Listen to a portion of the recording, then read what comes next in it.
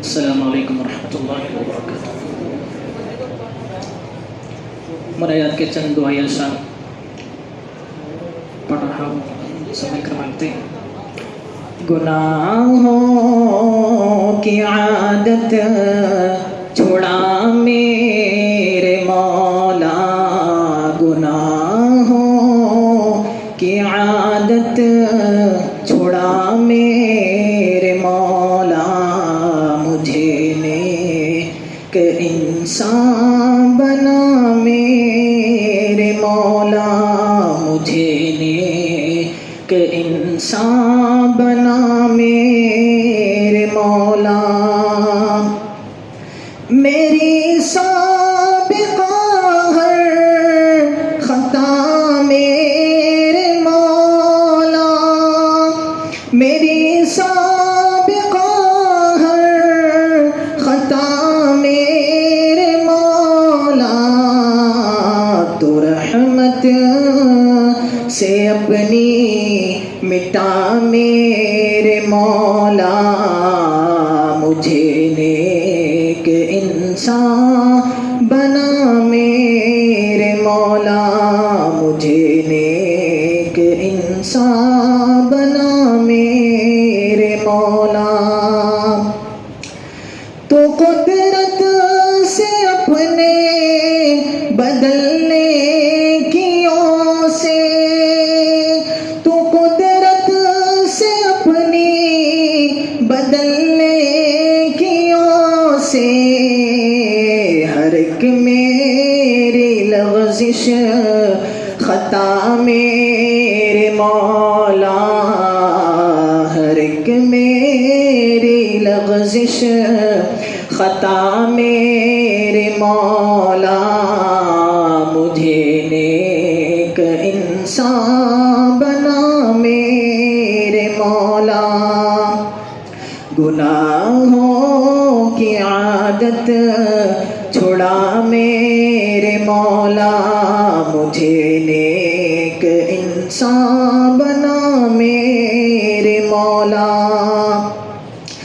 تجھے تو خبر ہے میں کتنا برا ہوں، تجھے تو خبر ہے میں کتنا برا ہوں، تو عیبوں کو میرے چھپا میرے مولا، تو عیبوں کو میرے چھپا میرے مولا، مجھے نیک انسان بنا میرے مولا، گناہوں کی عادت چھڑا میرے مولا، مجھے نیک انسان بنا میرے مولا، جو رحمت تیری شامل حال ہو تو،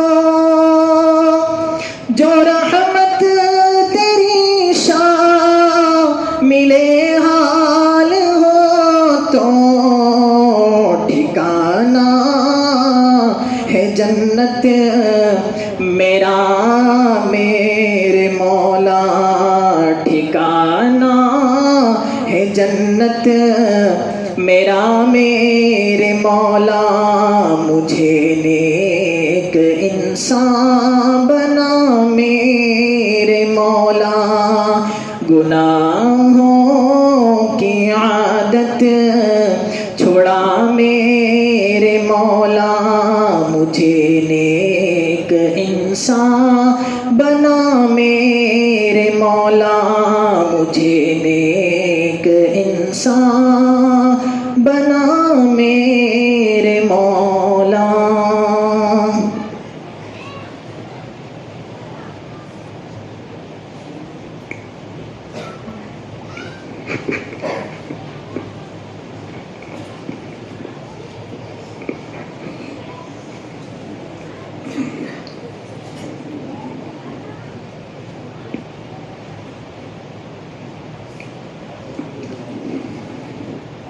الحمدللہ الحمد لله رب العالمين والصلاة والسلام على سيد الأنبياء المرسلين وعلى آله وأصحابه أجمعين. أما بعد، أعوذ بالله من الشيطان الرجيم. بسم الله الرحمن الرحيم. قل يا عبادي الذين أسرفوا على أنفسهم لا تقنطوا من رحمة الله إن الله يغفر الذنوب جميعا إنه هو الغفور الرحيم. وأنيبوا إلى ربكم وأسلموا له من قبل أن يأتيكم العذاب ثم لا تنصرون. واتبعوا أحسن ما أنزل إليكم من ربكم من قبل أن يأتيكم العذاب بغتة وأنتم لا تشعرون. أن تقول نفس يا حسرة على ما فرطت في جنب الله وإن كنت لمن الساخرين. أو تقول لو أن الله هداني لكنت من المتقين. أو تقول حين ترى العذاب لو أن لي كرة فأكون من المحسنين. صدق الله العظيم. درود شریف پڑھ لیں. اللهم صل على سيدنا محمد وعلى آل سيدنا محمد وبارك وسلم. اللهم صل على سيدنا محمد وعلى آل سيدنا محمد وبارك وسلم. اللهم صل على سيدنا محمد وعلى آل سيدنا محمد وبارك وسلم. بزرگان محترم، نوجوان دوستو، یہ دنیا عبرت کی جگہ ہے. دنیا کی زندگی، دنیا کے انقلابات، تغیرات، دن اور رات، یہ اللہ رب العزت کی طرف سے انسان کی عبرت کا سامان اور عبرت حاصل کرنے کا ذریعہ ہے. جہاں میں ہے عبرت کے ہر سو نمونے، مگر تجھ کو اندھا کیا رنگ و بو نے. جہاں میں ہے عبرت کے ہر سو نمونے، مگر تجھ کو اندھا کیا رنگ و بو نے. انسان کو دنیا کی رنگین چیزیں اور خوشبودار کھانے یہ انسان کو غفلت میں ڈال دیتے ہیں. انسان عبرت حاصل نہیں کرتا زمانے سے، لوگوں سے، زمانے کی اونچ نیچ سے، انقلابات سے، تبدیلیوں سے. حالانکہ یہ زندگی، یہ دنیا عبرت کی جگہ ہے.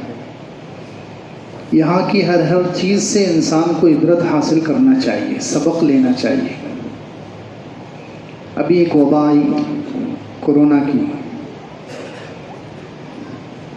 اس سے پہلے کئی بار ایسا ہوا کہ دنیا میں وبائیں پھیلی، بیماریاں پھیلی، اور ایسی وبائیں. علامہ ابن جوزی رحمۃ اللہ علیہ بہت بڑے محدث ہیں. ان کی ایک کتاب ہے المنتظم فی تاریخ الملوک والامم، جس میں انہوں نے بادشاہوں کے اور امتوں کے عبرتناک واقعات لکھے ہیں. پہلے زمانے میں کیا کیا ہوا، کس سال میں کون سے حادثات، واقعات، عبرت کی چیزیں پیش آئی، وہ ساری چیزیں انہوں نے اس میں درج کی ہیں. تو لکھتے ہیں محدث جوزی رحمۃ اللہ علیہ، اور اسی طرح علامہ ابن کثیر رحمۃ اللہ علیہ، کہ سن 449 ہجری میں حضور صلی اللہ علیہ وسلم کے ہجرت کے بعد 449واں جو سال ہے، اس سال میں یہ ایشیا میں جو آذربائیجان ہے یہاں، اور اس سے آگے پھر کوفہ، بغداد، عراق، اس علاقے میں ایک وبا چلی. اس علاقے میں ایک بیماری، ایک وبا آئی، اور اتنی مہلک، ایسی خطرناک اور ایسی زبردست اور اتنی بڑی وبا تھی کہ بازار بند ہو گئے، دکانیں بند ہو گئی، گھر ویران ہو گئے، مسجدوں میں رہنے والا کوئی نہیں رہا. لوگ دفن کرتے کرتے اتنے عاجز ہو گئے کہ پھر 30 40 لوگوں کو ایک ساتھ ایک قبر میں ڈال دیا جاتا تھا. 30 40 لوگوں کو ایک ساتھ ایک قبر میں دفنا دیا جاتا تھا. اتنے خطرناک وبا. اور یہ سب کیوں ہوا؟ علامہ ابن جوزی رحمۃ اللہ علیہ کہتے ہیں نہب المنافقین، مسلمانوں میں یا اس علاقے جتنے علاقوں میں وبائیں پھیلی ہے اس علاقے میں جتنے لیڈر تھے، بادشاہ تھے، حاکم تھے، ان کے گناہوں کی وجہ سے، ان کے چھینا جھپٹی کی وجہ سے، لوگوں پر ظلم کی وجہ سے، انہوں نے اتنے ظلم کیے، لوگوں کو اتنا لوٹا، ٹیکس اتنے بڑھا دیے، مہنگائی بڑھتی چلی گئی، لوگ بھوک مری کا شکار ہو گئے، عام لوگوں میں اتنی بھوک پھیلی کہ لوگوں نے سارے کتے کھا لیے، بلیاں کھا لی، گھروں میں اور گلیوں میں بلیاں اور کتے دیکھنے کو نہیں ملتے تھے۔ پھر جب اور زیادہ بھوک بڑھی، اور زیادہ فاقے بڑھے اور کھانے کے لیے اس وقت انسانوں کو کچھ نہیں ملا تو انہوں نے مردوں کو کھانا شروع کر دیا، قبروں کو اکھاڑ کر کھانا شروع کر دیا، انسانوں کا گوشت کھانے لگے۔ وبا اتنی بڑی، اور بعد میں یہ سب جو ہے حاکموں کی وجہ سے اتنے لوگ پریشان ہوئے کہ پھر مردوں کو اکھاڑ کر کھانے لگے، انسانوں کا گوشت۔ ایک فقیر راستے میں چلتا، یہ سب علامہ ابن جوزی رحمۃ اللہ علیہ لکھتے ہیں، ایک فقیر مانگنے کے لیے، ایک بھکاری فقیر راستے میں آواز لگا رہا ہے، صدا لگا رہا ہے کہ مجھے کچھ دے دو۔ ایک شخص اس کو بلاتا ہے، ادھر آ جاؤ اس مکان میں۔ دھوکہ دے کر وہ اس کو اس مکان میں لے کر جاتا، وہاں اس کے سارے دوست جمع رہتے، سب مل کر اس کو کاٹتے اور ذبح کر کے کھا لیتے۔ دھوکہ دے کر لوگوں کا شکار کرنے لگے، انسانوں کا شکار، انسان کا گوشت کھانے لگے، مردوں کو دفن کرنا بھی مشکل ہو گیا، کوئی نیا مردہ، کوئی نئی لاش دفن کی جاتی تو قبر چیر دی جاتی اور اس کو نکال کر لوگ کھا لیتے، اتنی خطرناک وبا۔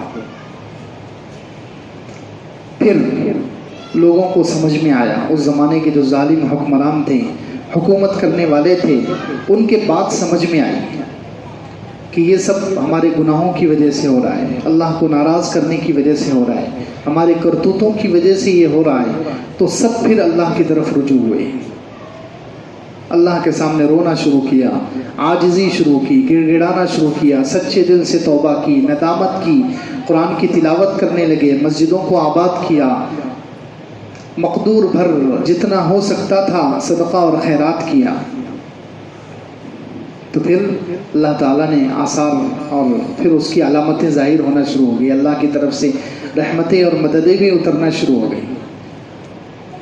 جیسے ہی لوگوں نے توبہ شروع کی، لیکن سب نے، صرف توبہ چند لوگوں نے نہیں کی، جو عوام تھے انہوں نے بھی کی، حکومت کرنے والے تھے انہوں نے بھی کی، چھوٹوں نے بھی کی، بڑوں نے بھی کی، جاہلوں نے بھی کی، عالموں نے بھی کی، شہریوں نے بھی کی، دیہاتیوں نے بھی کی۔ سب نے جب توبہ شروع کی، اللہ کے سامنے گڑ گڑانا شروع کیا، رونا دھونا شروع کیا، عاجزی کرنے لگے اور ساری عبادتوں پر قائم ہو گئے، عبادتوں پر جم گئے، تو پھر اللہ تعالیٰ نے حالات کو بدلا۔ قرآن کا ایک ضابطہ ہے، ان اللہ لا یغیر ما بقوم حتی یغیروا ما بانفسہم، اللہ رب العزت کسی قوم کے حالات اس وقت تک نہیں بدلتے جب تک کہ وہ قوم خود اپنے آپ کو نہ بدل لے۔ ان اللہ لا یغیر ما بقوم حتی یغیروا ما بانفسہم، جب تک قوم اپنے آپ کو نہ بدل لے، یعنی برے ہیں تو اچھے ہو جانا چاہیے، گناہ کر رہے ہیں تو گناہ چھوڑ دینا چاہیے، برے اعمال کر رہے ہیں تو اچھے اعمال پر آ جانا۔ جب انسان بدلتا ہے تو اللہ تعالیٰ حالات بھی بدلتے ہیں۔ تو جب انسان برے ہو گئے تھے تو وبائیں پھیل رہی تھی، بیماریاں پھیل رہی تھی، کھانے کی چیزیں کم پڑ رہی تھی، فاقہ اور بیماریاں اور بھوک عام ہو گئی تھی۔ لیکن جیسے ہی توبہ کی، الہا و زاری کی، اللہ کے سامنے رونا شروع کیا، مسجدوں کو آباد کیا، قرآن کی تلاوت کی اور صدقہ اور خیرات اور جتنی نیک کام تھے سب کرنے لگے، تو پھر اللہ تعالیٰ نے اچھے اثرات دکھانا شروع کیے۔ پہلے برے اثرات تھے، اب اچھے اعمال کے اچھے اثرات۔ کہتے ہیں ایک شخص کا انتقال ہوا، 50,000 دینار چھوڑ کر مرا، 50,000 سونے کے سکے، کوئی اس کو لینے کے لیے تیار نہیں تھا۔ 50,000 دینار کوئی لینے والا نہیں مل رہا تھا، اس شخص نے لا کر مسجد میں رکھ دیا، 9 دن تک وہ پیسے مسجد میں پڑے رہے، کسی نے ہاتھ نہیں لگایا، کسی نے چوری نہیں کی، ہاتھ نہیں لگایا۔ 9 دن کے بعد یا 7 دن کے بعد ایک شخص 4 آدمی مسجد میں داخل ہوئے چوری کرنے کی نیت سے. دیکھیں اچھے جب اعمال ہوئے اس کے اثرات کیسے ہیں کہ پہلے 7 دن تک یا 9 دن تک کسی نے ہاتھ نہیں لگایا. جب 7 یا 9 دن کے بعد 4 آدمی چوری کی نیت سے داخل ہوئے, جیسے ہی چوری کی نیت سے انہوں نے اس کو ہاتھ لگایا, چاروں وہیں مر گئے. اس زمانے میں پھر یہ حال ہو گیا کہ جو بھی گناہ پر اصرار کرتا, بار بار ایک گناہ کرتا, فوراً مر جاتا. شراب پیتا, فوراً مر جاتا. ایک گھر کے 18 لوگ مر گئے. ایک گھر کے 18 لوگ مر گئے. لوگوں نے جا کر کہ بھئی کیا وجہ ہے, ایک ساتھ اتنے 18 لوگ کیسے مر گئے؟ ان کے گھر میں جا کر دیکھا تو شراب رکھی ہوئی تھی, اس کی وجہ سے اللہ کی پکڑ آئی اور 18 لوگ مر گئے. حالات بدلے. پھر ایک آدمی اس بیمار ہوا, انتقال کے قریب پہنچ گیا, نزع کی حالت, اس کی روح نکل نہیں رہی ہے, روح اٹکی ہوئی ہے, سکرات کے عالم میں وہ کئی دن تک, 7 دن 10 دن تک سکرات کے عالم میں اس کی روح نہیں نکل رہی. لوگ پریشان ہو گئے. تو اس نے آخر میں ایک گھر کے کونے کی طرف اشارہ کیا کہ وہاں دیکھو, وہاں مٹکے میں شراب رکھی ہوئی ہے. اس شراب کی نحوست تھی اور اللہ کا عذاب تھا کہ اس کی روح نہیں نکل رہی تھی. جیسے ہی لوگوں نے وہ مٹکا توڑا اور شراب نیچے بہائی, فوراً اللہ تعالیٰ نے اس کی روح نکال دی.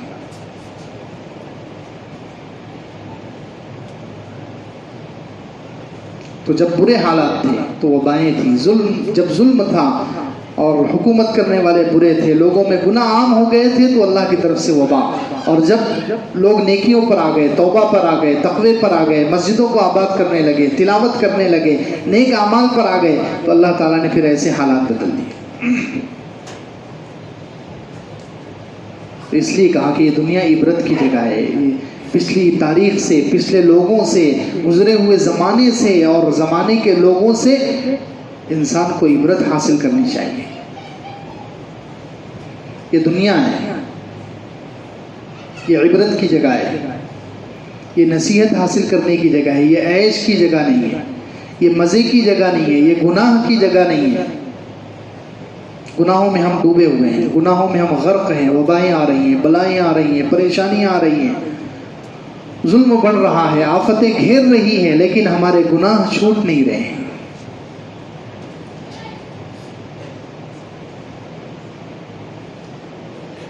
اللہ تعالیٰ کی طرف سے ہم مدد کے منتظر ہیں, اللہ کی طرف سے رحمتوں کے منتظر ہیں, فرشتوں کے اترنے کے ہم انتظار میں ہیں, لیکن فرشتے نہیں اتریں گے, اللہ کی رحمت نہیں آئے گی, اللہ کی مدد نہیں آئے گی جب تک کہ ہم اپنے آپ کو نہیں بدلیں گے. بدلنا پڑے گا. اللہ کا ضابطہ ہے کہ جب قوم اپنے آپ کو بدلے گی, پچھلی حالت جو بری حالت تھی اس سے اچھی حالت میں آئے گی, تو پھر اللہ تعالیٰ بھی حالات بدل دیں گے. اللہ کی طرف سے مددیں شروع ہوگی. اپنے آپ کو بدلنا پڑے گا, حالات بدلیں گے. تو یہ دنیا انقلابات کی جگہ ہے, یہ عبرت کی جگہ ہے. یہاں عجیب عجیب لوگ منٹوں میں مالدار بھی بن جاتے ہیں, منٹوں میں فقیر ہو جاتے ہیں, منٹوں میں لوگ کرسی پر رہتے ہیں, منٹوں کے بعد ذلیل ہو کر قید خانوں میں چلے جاتے ہیں. اس سے عبرت حاصل کرنا چاہیے, اس سے نصیحت حاصل کرنا چاہیے کہ یہاں کسی بھی چیز کو قرار نہیں ہے, ٹھہرنا نہیں ہے, کسی بھی حالت میں انسان رک نہیں سکتا. حالات بدلتے ہیں. کون سا دن آ جائے گا اور حالات بدل جائیں گے ہم نہیں بتا سکتے. کون سا گناہ ہمیں گرا دے گا, ہمیں ذلت کی گہری کھائی میں اتار دے گا, یا جہنم کے گڑھے میں پہنچا دے گا, یا اللہ کی نافرمانی میں ہمیں گرفتار کروا دے گا, ہم نہیں بتا سکتے.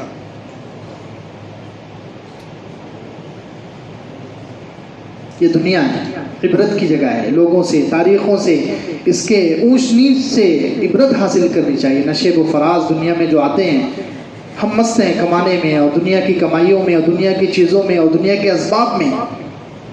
عبرت ہم حاصل نہیں کر رہے. عبرت حاصل کرنا ہے. عبرت لوگوں سے, زمانے کے لوگوں سے عبرت حاصل کریں. کیسے کیسے لوگ گزرے ہیں. علامہ ابن کثیر اور یہ ابن جوزی رحمہ اللہ دونوں نے عجیب عجیب بڑے بڑے بادشاہوں کے اور مالداروں کے واقعات لکھے ہیں کہ پہلے کیسے تھے اور بعد میں کیسے ہو گئے. کیسے اللہ تعالیٰ بتلاتے ہیں اپنی قدرت کو کہ دیکھو یہاں میرا نظام چلتا ہے, یہاں میرا حکم چلتا ہے, یہاں انسان کچھ بھی نہیں کر سکتا, انسان بے بس ہے, انسان مخلوق ہے, وہ کتنا بھی اسباب حاصل کر لے وہ نعوذ باللہ خدا نہیں بنے گا، وہ مختار نہیں بنے گا، اس کے ہاتھ میں سب کچھ نہیں آ جائے گا، وہ پابند ہے، وہ محتاج ہے، وہ کمزور ہی رہے گا۔ کیسے کیسے طاقتور لوگ، کیسے کیسے بڑے جابر اور ظالم اور وزارت اور صدارت کی کرسی پر بیٹھنے والے، بادشاہت کی کرسی پر بیٹھنے والے، منٹوں میں اللہ تعالیٰ ان کو خاک چٹا دیتے ہیں، منٹوں میں اللہ تعالیٰ ان کو ذلیل کر دیتے ہیں۔ بلخ میں ایک آدمی گزرا ہے، پہلے بہت فقیر تھا، غریب تھا، بکریاں چرایا کرتا تھا، خچر، بھیڑ، بکریاں، گدھے یہ اس کے پاس جانور تھے، اسی پر اس کا گزارا تھا۔ حالات بدلے، دنیا بدلی، زمانہ آگے بڑھا، اللہ تعالیٰ نے اس کو مالدار کر دیا، مال آ گیا، وہ بادشاہ بن بیٹھا، یعنی بادشاہت کی طرح زندگی ہو گئی اس کی۔ اتنا پیسہ کہ اس کی زبان قارون کی زبان بن گئی، اس کی زبان قارون کی زبان بن گئی۔ وہ کہنے لگا کہ میں یہ کر دوں گا، میں یہ چاہوں گا تو یہ ہو جائے گا۔ وہ کہتا تھا کہ میرے پاس اتنا پیسہ ہے کہ بلخ میں جو نہر ہے اس نہر پر اگر میں سونے سے پل بناؤں، خالص سونے کا اگر پل بناؤں تو میری دولت میں ذرہ برابر کمی نہیں آئے گی۔ اتنا پیسہ اللہ تعالیٰ نے اس کو دیا۔ اندازہ لگائیں، 1200، 1500، 1700 اس کے پاس صرف نوکر تھے۔ بتائیے ایک ایک نوکر کو کتنی پیمنٹ دینی پڑتی ہوگی، کتنی تنخواہ، پھر خود وہ کتنا عیش کرتا ہوگا، اس کے گھر والے، اس کے بچے، اس کی بیویاں، اس کی خادمائیں، اتنا مال دیا۔ وہ کہتا تھا کہ میں جو چاہوں کر دوں، میں یہ چاہوں تو یہ کر دوں، لیکن نہیں، اللہ تعالیٰ کو کبھی ناپسند ہو گیا کوئی جملہ تو پھر اللہ تعالیٰ کی طرف سے پکڑ شروع ہو جاتی ہے۔ وقت کا بادشاہ عضد الدولہ، یہ عباسی بادشاہ تھا، وہ اس پر ناراض ہو گیا، اس امیر پر، اس مالدار پر بادشاہ اس پر ناراض ہو گیا۔ بادشاہ نے اسماعیل نام کے ایک آدمی کو بھیجا کہ جاؤ اس پر حملہ کرو۔ اس کمانڈر نے آ کر اس پر حملہ کیا، اس کو گرفتار کر لیا، اس کو بازاروں میں ذلیل کیا گیا، اس کی داڑھی اور سر کے بال منڈا دیے گئے۔ جس بازار میں وہ اکڑ کر چلتا تھا اور بڑے بڑے دعوے کرتا تھا اور کہتا تھا کہ میں جو چاہوں کر دوں، اب اس بازار میں لوگ اس کو جوتے مار رہے ہیں۔ اسی حال میں اس کی موت آ گئی۔ یہ دنیا ہے، صبح میں آدمی کچھ ہوتا ہے، شام میں کچھ ہو جاتا ہے، کل مالدار ہوتا ہے، آج غریب ہو جاتا ہے، کل بیمار ہوتا ہے، کل صحت مند ہوتا ہے، آج بیمار ہو جاتا ہے، کل طاقتور تھا، آج کمزور ہو جاتا ہے۔ یہ دنیا ہے، یہ عبرت کی جگہ ہے، یہ عبرت کی جگہ ہے، یہ مزے کی جگہ نہیں ہے، یہ گناہ کی جگہ نہیں ہے، یہ عیش کی جگہ نہیں ہے، یہ اللہ کی نافرمانی کی جگہ نہیں ہے۔ یہاں عبرت حاصل کرنی چاہیے۔ اسی طریقے سے یعقوب ابن داؤد، یہ ایک عباسی دور میں، عباسی خلفاء کے دور میں بہت طاقتور وزیر تھا۔ اس زمانے میں وزیروں کا پاور بہت زیادہ ہوتا تھا، وزیروں کے ہاتھ میں سارے خزانوں کی چابیاں، اور بادشاہ تک پر کنٹرول وزیروں کا چلتا تھا۔ تو یہ یعقوب ابن داؤد، اس کے زمانے میں مہدی نام کے ایک شخص عباسی، وہ بادشاہ تھے اور یہ ان کا وزیر تھا یعقوب ابن داؤد۔ بہت طاقتور، بہت پرہیبت، بہت باروق، لوگ اس سے ڈرتے تھے، لوگ اس سے کانپتے تھے۔ وہ جو چاہے بادشاہ سے فیصلہ لکھوا لیتا تھا، جو چاہے فیصلہ کروا دیتا تھا۔ پیسہ اس کے پاس بہت تھا، سارے خزانوں کی چابیاں اس کے پاس تھی۔ اس زمانے میں مسلمانوں کی جو حکومت اور اس کا جتنا بیت المال تھا، سب چابیاں اس کے پاس تھی۔ لیکن زمانہ بدلا، حالات بدلے، دن بدلے، بادشاہ مہدی اس پر ناراض ہو گیا۔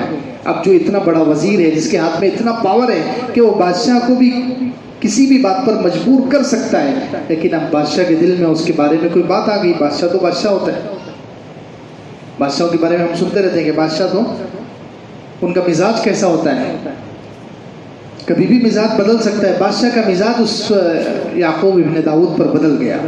بادشاہ کو اس کے بارے میں کچھ خطرہ محسوس ہوا، کسی نے بادشاہ کے کان بھر دیے، بادشاہ ناراض ہو گیا۔ اب وہ وزیر جو اتنا طاقتور تھا، اب اس کو بادشاہ نے اندھے کنویں میں قید کروا دیا، جو بڑے بڑے محل میں رہنے والا ہے اور عیش و آرام کی زندگی گزارنے والا۔ اب 15 سال تک 15 साल तक वो अंधे कुएं में बंद रहा। ऊपर से उस पर उसने छत डाल दी थी उस कुएं पर, बादशाह ने खास तौर से, ताकि अंदर रोशनी न जाए।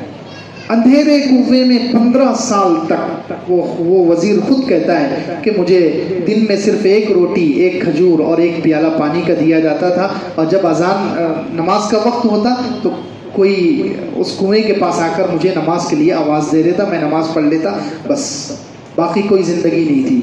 15 साल उसने नहीं नहाया, नहीं धोया, कपड़े नहीं बदले, उसकी खाल बदल गई, उसकी आंखें ऐसी हो गई कि जैसे अंधी हो गई, अंधेरे में रहने की वजह से। उसने 15 साल तक रोशनी नहीं देखी।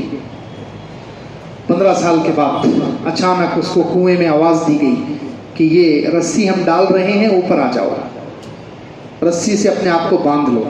उसने अपने आप को रस्सी से बांधा और उसको खींचा गया, वो ऊपर आ गया। अब जैसे ही उसने 15 साल के बाद सूरज देखा तो ऐसा महसूस हुआ जैसे उसकी आंखें अंधी हो गई, कुछ नज़र नहीं आ रहा है रोशनी में। 15 साल के बाद उसने उजाला देखा। क्या क्या ज़माने इनकलाबात दिखाता है अल्लाह ताला, कैसी कैसी अपनी कुदरत दिखाते हैं कि इंसान कभी अकड़े नहीं, इंसान तकब्बुर न करे, इंसान गुनाह न करे, इंसान अल्लाह को नाराज़ न करे, इंसान किसी की बद्दुआ न ले। ये जो वज़ीरों और बादशाहों के साथ आम तौर पर होता है वो किसी बद्दुआ का नतीजा होता है, किसी गरीब की आह का नतीजा होता है। तो 15 साल के बाद उसको निकाला गया, उसको अच्छे कपड़े पहनाए गए और खुशबू इतर वगैरह लगाकर उसको बादशाह के सामने पेश किया गया कि ये सामने बादशाह बैठे हुए, इनको सलाम करो। अब वो ऐसे ऐसे देख रहा है, नजर ही नहीं आ रहा। 15 साल के बाद आंखें बिल्कुल, यानी कि अंधेरे में देखने की वजह से उजाला देखने की आदत उसकी खत्म हो गई। तो वो गौर से हाथ लगाकर देख रहा है कि बादशाह कहाँ है। तो खैर उसने सलाम किया अंदाजे पर, अस्सलामु अलैकुम या अमीर अल-मोमिनीन अल-महदी। वो जिस महदी ने उसको कैद किया था उसके नाम से उसने सलाम किया। तो दरबार ने कहा अल्लाह के बंदे वो बादशाह नहीं रहा। तो उसने फिर उसके बेटे का नाम लिया, अस्सलामु अलैकुम या अमीर अल-मोमिनीन अल-हादी। सलामती हो उस अमीर पर जिसका नाम हादी है। तो लोगों ने कहा, वो दरबार ने कहा कि अरे वो हादी का ज़माना भी ख़त्म हो गया। तो फिर उसने तीसरे बेटे हारून और रशीद जो बादशाह थे उसका नाम लिया। तो कहा हाँ ये अब बादशाह बन चुके हैं, इतना ज़माना बदल गया। तो हारून रशीद ने क्या कहा उससे? हारून रशीद ने कहा कि याकूब तुम्हारी सिफारिश किसी ने नहीं की, तुम्हें जो मैंने कैद से निकाला है तुम्हारी किसी ने सिफारिश नहीं की। ये बस कल मैं अपनी छोटी बच्ची को लेकर खेल रहा था, छोटी बच्ची को लेकर मैं खेल रहा था उसको, तो उस वक्त मुझे तुम्हारी शक्ल याद आ गई कि जब मैं छोटा था तो तुम मुझे गोद में लिया करते थे। अल्लाह, तो बस इस याद की वजह से मैंने सोचा कि जिस शख्स ने बचपन में मुझ पर इतना एहसान किया है वो जेल में क्यों पड़ा रहे, मैंने तुम्हें निकाल दिया। अब हारून रशीद बादशाह ने फिर उसको सारी चीज़ें, उसका जितना माल था, जितनी दौलत थी, जितने उसके महल थे, सब उसको वापस कर दिए। खैर बताना ये है कि दुनिया इबरत की जगह है, ये दुनिया इबरत की जगह है। यहाँ तब्दीलियाँ होती हैं, यहाँ इनकलाबात आते हैं और सब अल्लाह के हुक्म से होता है। इंसान कुछ भी नहीं, हम कुछ भी नहीं है। हम अपने आप को जो समझते हैं ये हमारा धोखा है। ये दुनिया इबरत की जगह है।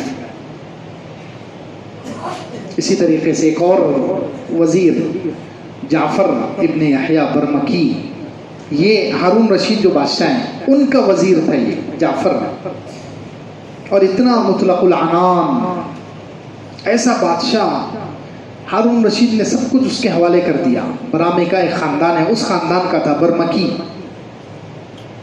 उस ख़ानदान का वो वज़ीर था हारून रशीद बादशाह, और ये जाफ़र इब्न यहया बरमकी वज़ीर। उसके हाथ में इतना पैसा, उसने अपने महल ऐसे ऐसे बनाए कि अल्लाह अकबर। बादशाह से ज़्यादा उसका महल चमकता था, बादशाह से ज़्यादा लोगों की भीड़ उसके पास रहती थी मांगने के लिए। अमीरुल मोमिनीन हारून रशीद बादशाह जो है एक मरतबा अपने मुल्क में जायज़ा लेने के लिए निकले या किसी जिहाद के लिए निकले, किसी काम से निकले, तो हर गांव में जहाँ जाते थे वहाँ पूछते थे ये जगह किसकी है। तो लोग कहते थे ये जाफ़र की जगह है, लोग कहते थे तुम्हारे वज़ीर की जगह है। तो बादशाह परेशान हो गया कि मेरे वज़ीर ने इतने कैसी दौलत जमा करके रखी है, ये तो पूरा गोया मेरी दौलत पर हाथ साफ कर रहा है। बादशाह के दिल में उसके बारे में बात बैठ गई। بادشاہوں کو کیا یہ بہانا چاہیے؟ لیکن اللہ تعالیٰ کیسے انقلابات لاتے ہیں. جو جعفر ابن یحییٰ برمکی ہے کتنا با اختیار ہے. ہارون رشید نے سارے خزانوں کی چابیاں اس کو دی. وہ جس کو چاہے نواز رہا ہے, جس کو چاہے جو عہدے پر بٹھا رہا ہے. ہارون رشید کچھ نہیں کہتا. سارے عہدے وہ تقسیم کرتا تھا, مال و دولت وہ تقسیم کرتا تھا, سارا کام وہ دیکھ رہا ہے. ہارون رشید بس خاموش ہے. لیکن اچانک اللہ تعالیٰ کی طرف سے آئی پکڑ. تو یہی جعفر ابن یحییٰ برمکی, جو اتنا ایسا لگ رہا تھا کہ آگے چل کر کہیں وہ ہارون رشید اور اس کے پورے عباسی خاندان کو, یہ حضرت عباس کی اولاد ہے, کہیں یہ پورے اس خاندان کو ختم نہ کر دیں. اتنا زیادہ اختیار اور کنٹرول اس کے ہاتھ میں آ گیا تھا.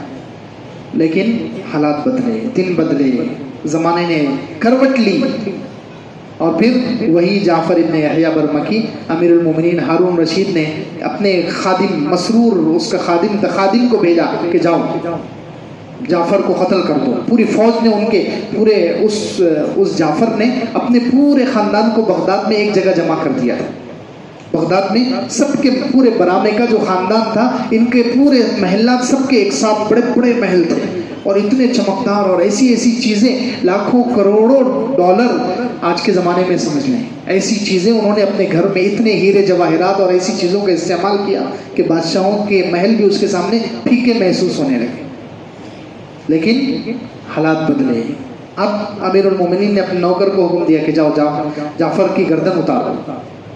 اب یہ امیر المومنین ہارون رشید کا خادم نوکر جا کر اس نے جعفر کو پکڑ لیا, جو اتنا بڑا وزیر ہے, جس کے ہاتھ میں اتنی چابیاں ہیں, اور جو جس کو چاہے جو عہدے پر چاہے بٹھاتا تھا آج تک. لیکن آج اس خادم کے سامنے ہاتھ جوڑ رہا ہے کہ تھوڑی دیر رک جاؤ یار, مجھے نصیحت کرنے دو, مجھے وصیت کرنے دو, میرے پاس بہت پیسہ ہے, میں نے آخرت کے لیے کچھ نہیں کیا.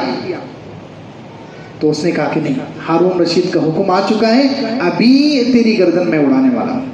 تو اس نے وہیں سے چلانا شروع کر دیا کہ میرے آل اولاد, میرے بیوی بچے جتنے, سب سن لو, میں نے جتنا پیسہ جمع کیا ہے وہ سب صدقہ ہے, وہ سب غریبوں میں بانٹ دو. لیکن کیا ہوتا, ختم ہو گیا, وقت ختم ہو گیا, فوراً اس کی گردن اڑا دی. اس کا پورا خاندان جیل میں چلا گیا. محمد ابن عبداللہ ہاشمی ایک شخص ہے, اس زمانے میں تھے, وہ کہتے ہیں کہ اگلی عید آئی, اگلی عید الاضحیٰ, بقرعید کا دن آیا, تو میں گھر میں داخل ہوا تو گھر میں دیکھا کہ ایک بوڑھی عورت بیٹھی ہوئی ہے. ایسا لگ رہا ہے کہ وہ فقیر ہے, مانگنے والی عورت ہے, بہت پرانے کپڑوں میں میری والدہ کے سامنے بیٹھی ہوئی ہے. تو یہ محمد ابن عبداللہ کہتے ہیں, یہ اسی زمانے کے آدمی ہیں. وہ کہتے ہیں کہ میں نے والدہ سے پوچھا کہ یہ کس عورت کو آپ نے گھر میں داخل کر دیا ہے, کون عورت ہے یہ, فقیر نہیں, اتنے اندر کیسے آ گئی ہے, بھیک مانگنے والی عورت. تو کہتے ہیں کہ میری والدہ نے کہا کہ تم اسے نہیں پہچانتے, یہ جعفر کی ماں ہے. وہ جعفر ابن یحییٰ جو ہارون رشید کا وزیر تھا, اس کی ماں ہے یہ. تو کہتے ہیں کہ میرا دل ہل گیا کہ یہ جعفر یحییٰ جو اتنا بڑا وزیر تھا, اتنا با اختیار آدمی تھا, اس کی ماں اتنی بری حالت میں. تو کہتے ہیں میں اس کے سامنے بیٹھ گیا اور میں نے اس سے پوچھا کہ خالہ جان, آپ پر یہ حالات کیسے آئے, آپ کچھ مجھے نصیحت کیجیے. تو وہ عورت جعفر کی ماں کہنے لگی کہ بیٹا, میری جو زندگی ہے اور یہ 1 سال میں جو حالات گزرے ہیں, اس میں ہر عبرت حاصل کرنے والے کے لیے عبرت ہے اگر کسی کا دل زندہ ہو. اس نے کیا نصیحت کی کہ دیکھو, پچھلی بقرعید تھی, آج بقرعید کا دن ہے, پچھلی بقرعید بس 1 سال گزرا ہے, پچھلی بقرعید میں پورے بغداد میں میرے سے زیادہ مالدار عورت کوئی نہیں تھی, میرے سے زیادہ مالدار عورت کوئی نہیں تھی. 1000-1500 نوکر اور نوکرانیاں میرے ہاتھ کے نیچے تھے, اور سونے چاندی کے اتنے ڈھیر تھے کہ میں گن نہیں سکتی تھی. اور آج یہ 1 سال کے بعد بقرعید کا دن آیا ہے کہ میں 2 کپڑے بھیک مانگنے کے لیے تیری ماں کے سامنے آئی. دنیا کہاں سے 1 سال میں, پچھلی بقرعید سے اس بقرعید میں حالات کہاں سے کہاں پہنچ. یہ ہے دنیا, یہ کبھی بھی بدل لیتی ہے, کبھی بھی کروٹ بدلتی ہے. تو یہاں عبرت حاصل کرنی چاہیے. یہ واقعات سے ہمیں عبرت حاصل کرنی چاہیے کہ ہم دنیا میں ہمیشہ رہنے کے لیے نہیں آئے, گناہ کرنے کے لیے نہیں آئے, عیش کرنے کے لیے نہیں آئے, یہاں دل لگانے کے لیے نہیں آئے. یہ کبھی بھی بدل دے گی. کسی بھی دن ہم نوجوان ہیں, ہم صبح اٹھیں گے تو ہٹے کٹے ہوں گے, شام ہماری رات ہماری خبر میں گزر رہی ہوگی. یہ دنیا ہے کبھی بھی بدلتی ہے، یہ عبرت کی جگہ ہے، یہاں عبرت حاصل کرنے کے لیے ہمیں بھیجا گیا۔ اس لیے سب سے پہلی بات یہ ہے کہ ہم گناہ چھوڑ دیں، گناہ چھوڑ دیں، اللہ کی نافرمانی چھوڑ دیں۔ اللہ کی نافرمانی کی وجہ سے یہ سب حالات بدلتے ہیں۔ گناہ بہت خطرناک چیز ہے، بہت زہریلی چیز ہے۔ گناہ بہت خطرناک، کتنے اس کے برے اثرات ہیں، سنیں غور سے۔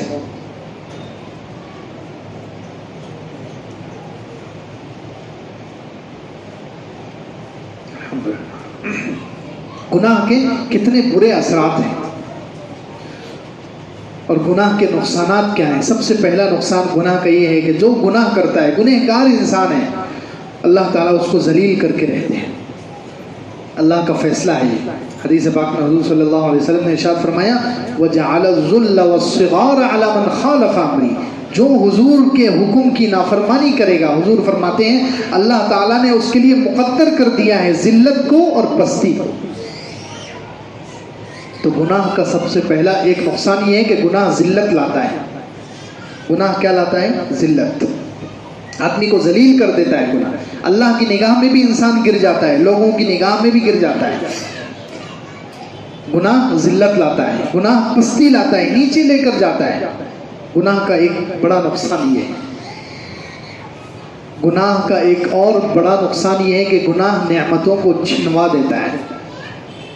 گناہ کی وجہ سے نعمتیں چھین لی جاتی ہیں۔ یہ قرآن میں اللہ تعالیٰ نے بیان کیا 14ویں پارے میں، ضرب اللہ مثلا قریۃ کانت آمنۃ مطمئنۃ یأتیہا رزقہا رغدا من کل مکان فکفرت بانعم اللہ فاذاقہا اللہ لباس الجوع والخوف بما کانوا یصنعون۔ اللہ تعالیٰ نے ایک بستی کی مثال بیان کی۔ اللہ تعالیٰ مثال دے رہے ہیں، ضرب اللہ مثلا، اللہ نے مثال دیے، قریۃ، ایک بستی کی، کانت آمنۃ مطمئنہ، وہ بستی بہت امن و امان والی تھی، اطمینان والی تھی، بہت اچھی بستی تھی، وہاں کوئی خوف نہیں تھا۔ یاتیہا رزقہا رغدا من کل مکان، وہاں روزی چاروں طرف سے آتی تھی، اتنی اچھی بستی تھی وہ، اس میں ترقی ڈیولپمنٹ اتنا تھا۔ یاتیہا رزقہا رغدا من کل مکان، وہاں صبح صبح سب طرف سے روزی پہنچا کرتی تھی۔ لیکن گناہ شروع ہوئی، نافرمانیاں شروع ہوئی، اللہ کو ناراض کیا جانے لگا، یہ انسان نے دنیا کو سب کچھ سمجھ لیا، تو پھر فکفرت بانعم اللہ، اللہ کی نافرمانی ہوئی، نعمتوں کی ناشکری ہوئی، فاذاقہا اللہ لباس الجوع والخوف، تو اللہ تعالیٰ نے گناہوں کی وجہ سے بھوک کا اور خوف کا لباس ان کو پہنا دیا۔ کائے کا؟ بھوک کا اور خوف کا لباس اللہ تعالیٰ نے پہنا دیا، یعنی نعمتیں سب چھین لی، بما کانوا یصنعون، ان کے گناہوں کی وجہ سے۔ تو گناہ کا ایک دوسرا اور سب سے بڑا نقصان، ہم پریشان ہیں، ہم سوچتے ہیں کہ پہلے میری روزی اچھی تھی، آج کیوں کم ہو گئی؟ پہلے میں اچھا کماتا تھا، اب میری کمائی کمزور ہو گئی، اور ہمارا ذہن کدھر جاتا ہے کہ کسی نے کچھ کر دیا ہے، کسی نے جادو کر دیا ہے، کسی نے کچھ کھلا دیا ہے۔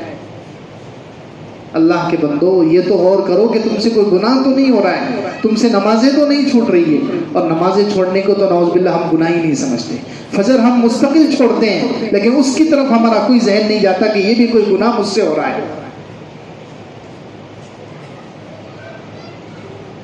تو ہم سوچتے ہیں کہ روزی کم ہو گئی، پہلے میں اچھا کماتا تھا، گھر میں اچھی روزی آتی تھی، برکت تھی، اب ختم ہو گئی۔ یہ نہیں سوچتے کہ یہ گناہوں کی وجہ سے ہو رہا ہے۔ اللہ تعالیٰ فرما رہے ہیں کہ یہ نعمتیں چھن جاتی ہیں گناہوں کی وجہ سے۔ گناہوں کی ایک آفت، ایک بڑا نقصان یہ ہے کہ گناہ کی وجہ سے نعمتیں چھین لی جاتی ہیں۔ تیسرا نقصان، گناہ کی وجہ سے مصیبتیں اترتی ہیں۔ وما اصابکم من مصیبت فبما کسبت ایدیکم، جو بھی تم گناہ، جو بھی مصیبت تم پر آتی ہے وہ تمہارے ہاتھ کے کرتوت کا نتیجہ ہے، کرتوت کا نتیجہ ہے۔ یہ تیسرا نقصان۔ چوتھا نقصان گناہ کا یہ ہے کہ گناہ انسان کے لیے قرض ہے۔ انسان کے اوپر گناہ قرض ہوتا ہے، یہ قرض اس کو چکانا ہے، قرض اس کو چکانا ہے۔ یعنی آدمی گناہ کرے گا، اللہ کو ناراض کرے گا، اللہ کی نافرمانی کرے گا، تو پھر مخلوق اس کی نافرمانی کرے گی۔ فضیل ابن عیاض، بہت مشہور عالم، بہت مشہور اللہ کے ولی گزرے ہیں، اور فرماتے ہیں میں نے جب بھی کوئی گناہ کیا، میں نے جب بھی کوئی اللہ کی نافرمانی کی، میں نے اس کا اثر اپنی بیوی میں اور بچوں میں اور جانوروں میں تک دیکھا ہے۔ یعنی میں ادھر اللہ کی نافرمانی کرتا تھا، ادھر بیوی میری بات نہیں مانتی تھی، بچے میری بات نہیں مانتے تھے، جانور تک میری بات نہیں مانتے تھے، گھوڑا وغیرہ جو اس زمانے میں ہوتے تھے، فوراً اثر ظاہر ہوتا ہے. یہ ہے گناہ قرض ہوتا ہے، اس کا بدلہ چکتا ضرور ہے. گناہ قرض ہوتا ہے گناہ کرنے والے کے لیے. ایک اور بڑے آدمی ہیں محمد ابن سیرین رحمۃ اللہ علیہ، تابعی ہیں. یہ کون ہیں؟ تابعی ہیں، یعنی جنہوں نے صحابہ کی صحبت حاصل کی، صحابہ کے ساتھ رہے اور ایمان پر ان کا انتقال ہوا، ان کو تابعی کہتے ہیں. اتنا بڑا مقام ہے. یہ فرماتے ہیں محمد ابن سیرین رحمۃ اللہ علیہ، ایک مرتبہ ان پر قرض بہت زیادہ بڑھ گیا، اور قرض بڑھنے کی وجہ سے یہ غم ٹینشن کا شکار ہو گئے. تو انہوں نے کیا کہا؟ دیکھیں ایمان والے کی سوچ کیا ہوتی ہے، اللہ کے نیک بندوں ولیوں کی سوچ کیا ہوتی ہے. وہ کہتے ہیں کہ یہ جو قرضہ مجھ پر چڑھا ہے اور یہ جو غم مجھ پر آیا ہے، 40 سال پہلے ایک گناہ تھا، اس کا یہ اثر ہے. آدمی توبہ نہیں کرتا، توبہ نہیں کرنے کی وجہ گناہ کر کے بھول جاتا ہے. وہ سمجھتا ہے کہ میں نے گناہ کیا ہے، میں بھول گیا ہوں تو کس کو یاد ہوگا؟ اللہ کے بندوں فرشتوں کو یاد ہے. جس زمین پر وہ گناہ کیا گیا اس زمین کو یاد ہے، اور اللہ کی نظریں دیکھ رہی ہے، اللہ کو یاد ہے. ہم بھول جائیں، بے شک بھول جائیں، فرشتے نہیں بھولیں گے. نامہ اعمال میں سے نہیں مٹے گا وہ جب تک توبہ نہیں ہوگی. اور اللہ کیسے بھولیں گے؟ ریکارڈ ہے، اللہ کے پاس ہر چیز محفوظ ہے. تو گناہ کا ایک اثر یہ ہے، ایک بڑا نقصان یہ ہے کہ گناہ قرض ہوتا ہے، وہ اس کا اثر ظاہر ہوتا ہے. اندازہ لگائیں کتنے بڑے بڑے نقصانات ہیں. گناہ کی وجہ سے حیا ختم ہو جاتی ہے، شرم. اور حیا یہ ساری بھلائیوں کی جڑ ہے. حیا کیا ہے؟ ساری بھلائیوں کا چشمہ ہے. حیا ہے تو ساری بھلائیاں ہیں، حیا ختم ہو گئی تو پھر برائیاں ہی برائیاں ہیں. اس کو حدیث میں فرمایا اذا لم تستحی فاصنع ما شئت، او کما قال علیہ الصلوۃ والسلام. حضور نے فرمایا کہ جب تیرے اندر سے حیا ختم ہو جائے پھر جو چاہے کر لے. بے حیا آدمی کچھ بھی کر لے گا. تو گناہ کرنے سے حیا ختم ہو جاتی ہے، گناہ کرنے سے شرم ختم ہو جاتی ہے انسان کے اندر سے. انسان بے شرم ہو جاتا ہے اور پھر بے شرم بن کر ہر گناہ کر لیتا ہے. ایک اور بڑا گناہ کہ گناہ کا ایک اور بڑا نقصان یہ ہے کہ گناہ کرنے کی وجہ سے اللہ کی عظمت گھٹ جاتی ہے. دیکھیں اللہ کی عظمت دل سے آہستہ آہستہ ختم ہوتی ہے.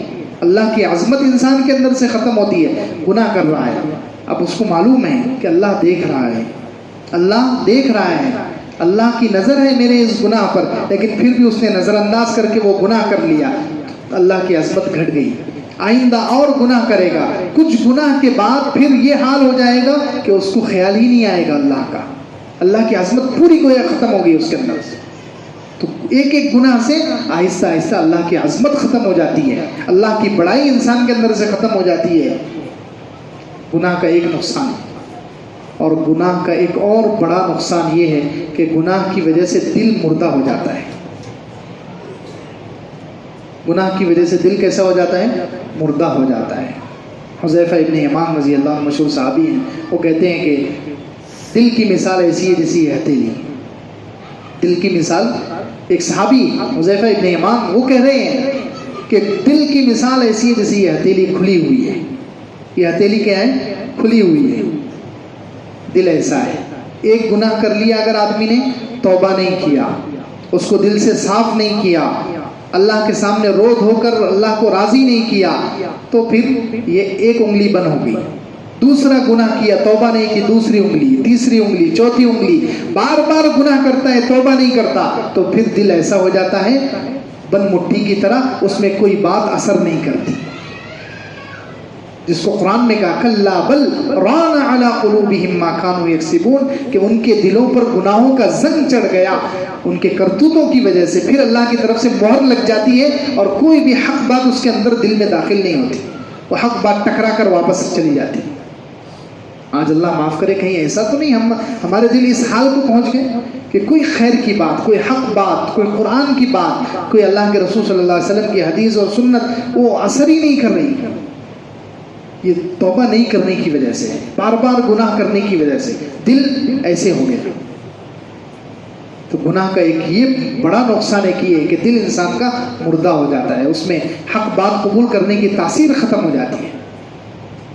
اس لیے اللہ رب العزت نے گناہ انسان سے ہوں گے، انسان کتنا بھی نیک ہو جائے، یاد رکھیں کتنا بھی بڑا ولی بن جائے، کتنا بھی بڑا ولایت کے جتنے مقامات ہیں، اللہ کے ولی بننے کے دوست کے جتنے مقامات ہیں، وہ کسی بھی مقام پر پہنچ جائے، ایسا اسٹیپ نہیں آئے گا، ایسا کوئی مقام نہیں آئے گا کہ انسان سے گناہ چھوٹ جائے، گناہ کا مادہ اس کے اندر سے ختم ہو جائے، ایسا اسٹیپ نہیں آئے گا۔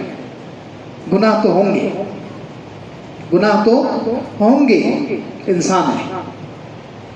اللہ تعالیٰ نے انسان کے اندر دونوں مادے الہمہا فجورہا و تقواہا، گناہ اور نیکی، دونوں مادے اللہ تعالیٰ نے اس کے اندر رکھے ہیں، اس لیے گناہ ہوگا اس سے، لیکن اس کا علاج اللہ تعالیٰ نے ہمیں، اس کا تریاق گویا ہمیں دے دیا ہے، وہ کیا ہے؟ توبہ۔ توبہ کرنے میں کیا جاتا ہے؟ ہم توبہ کریں، توبہ کی عادت ڈالیں۔ اللہ تک پہنچنے کے دو دروازے ہیں۔ کتنے دروازے ہیں؟ دو دروازے ہیں۔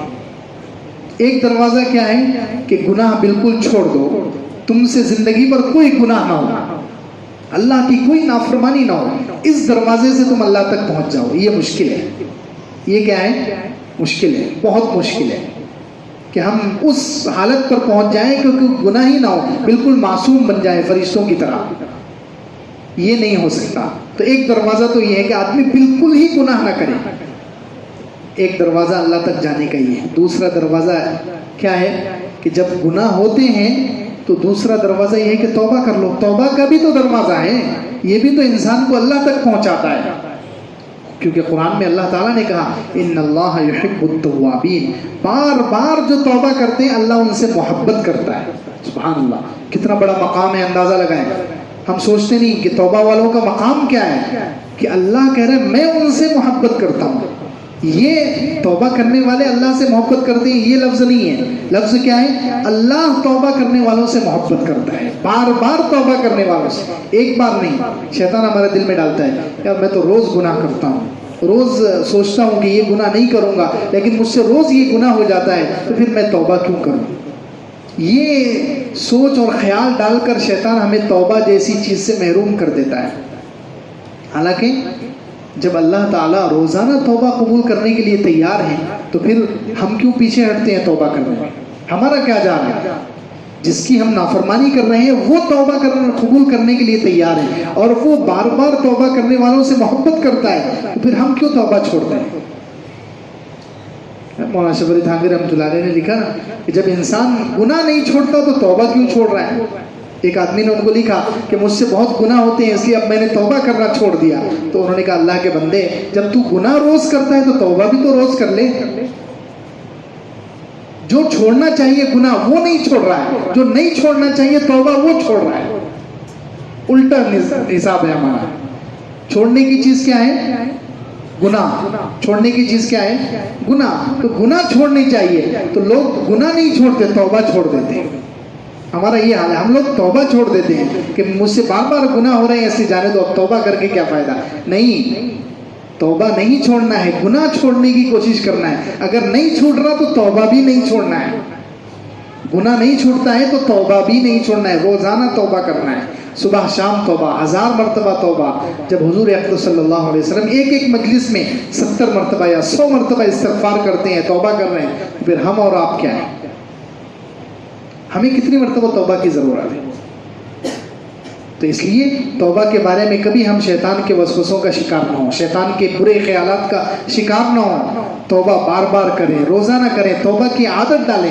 جتنی مرتبہ توبہ کریں گے، اللہ تعالیٰ کا ایک نام یہ تواب ہے، وہ توبہ قبول کرنے کے لیے تیار ہے، توبہ قبول کرتا ہے، وہ توبہ کرنے والوں سے محبت کرتا ہے۔ اور توبہ ہمارے لیے ضروری ہے، ہمارے دل کی صفائی ہے وہ۔ جیسے موبائل میں ڈیلیٹ کا بٹن ہے، موبائل میں کیا ہے؟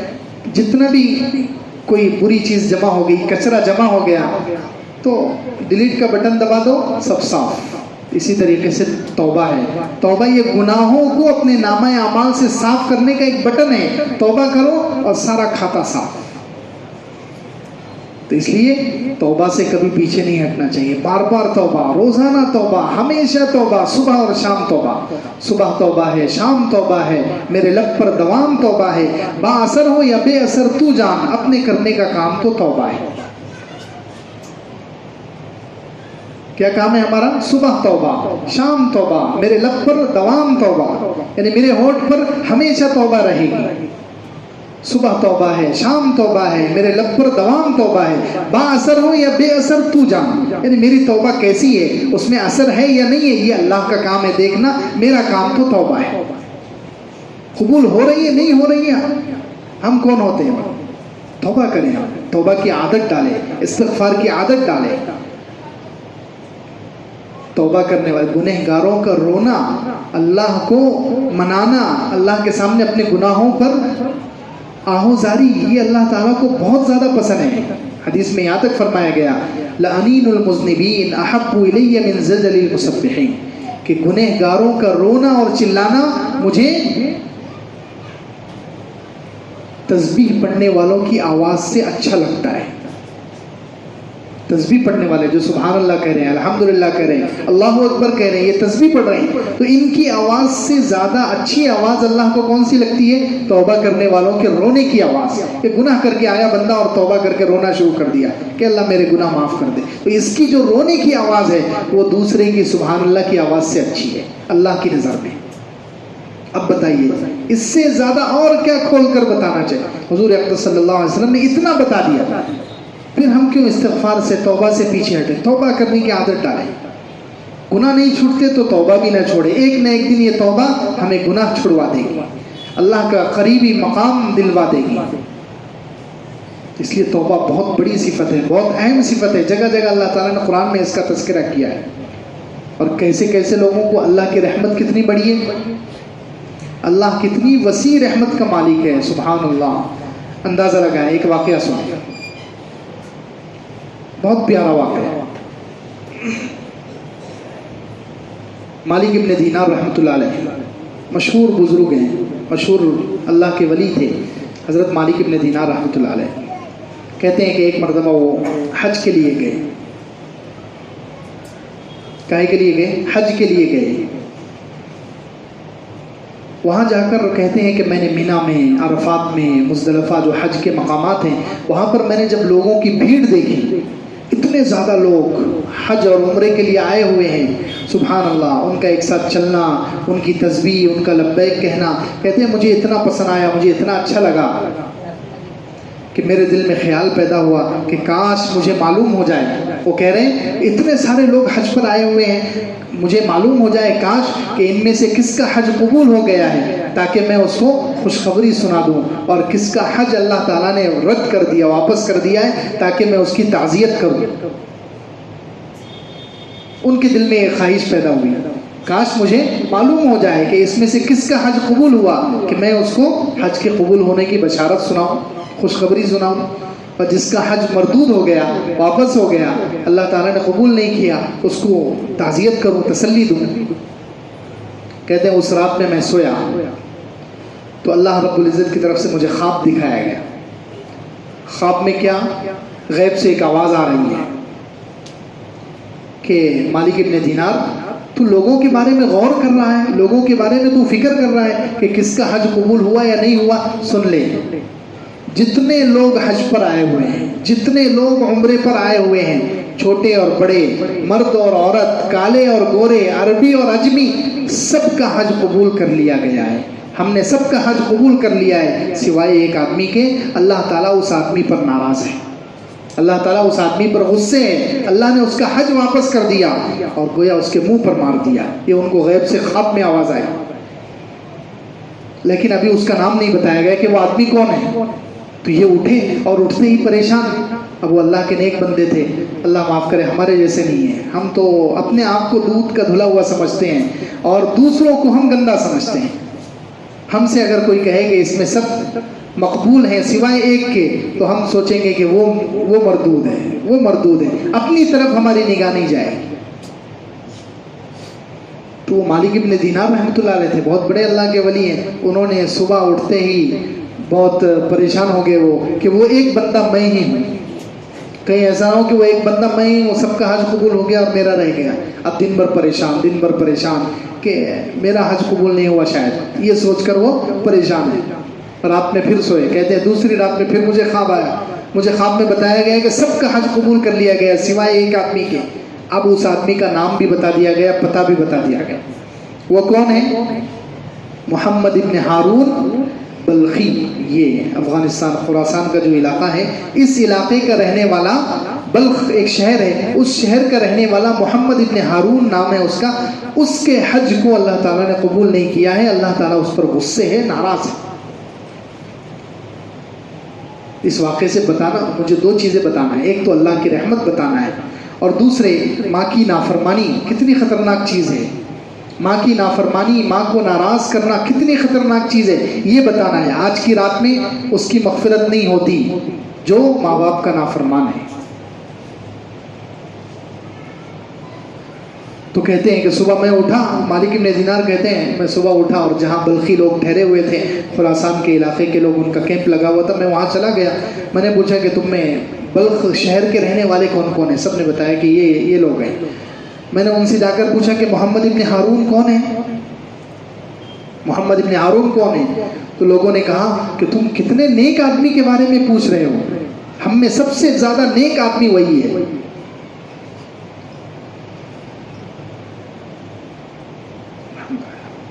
وہ کیا کہہ رہے ہیں؟ لوگ یہ کہہ رہے ہیں، اس کے شہر کے لوگ کہہ رہے ہیں کہ تم نے کس آدمی کا پتہ پوچھا ہے؟ ہم میں سب سے زیادہ عبادت گزار، سب سے زیادہ دنیا سے دور رہنے والا، سب سے زیادہ متقی پرہیزگار انسان وہ ہے جس کا آپ نے پتہ پوچھا ہے۔ مالک ابن دینار پریشان کہ لوگ ایسے کہہ رہے ہیں اور اللہ تعالیٰ نے خواب میں مجھے کیا بتلایا؟ کنفیوز ہو گئے وہ، کہنے لگے ٹھیک ہے پتہ تو بتلاؤ کہاں ہے وہ مجھے۔ لوگوں نے بتایا کہ وہ اس علاقے میں ٹھہرا ہوا ہے۔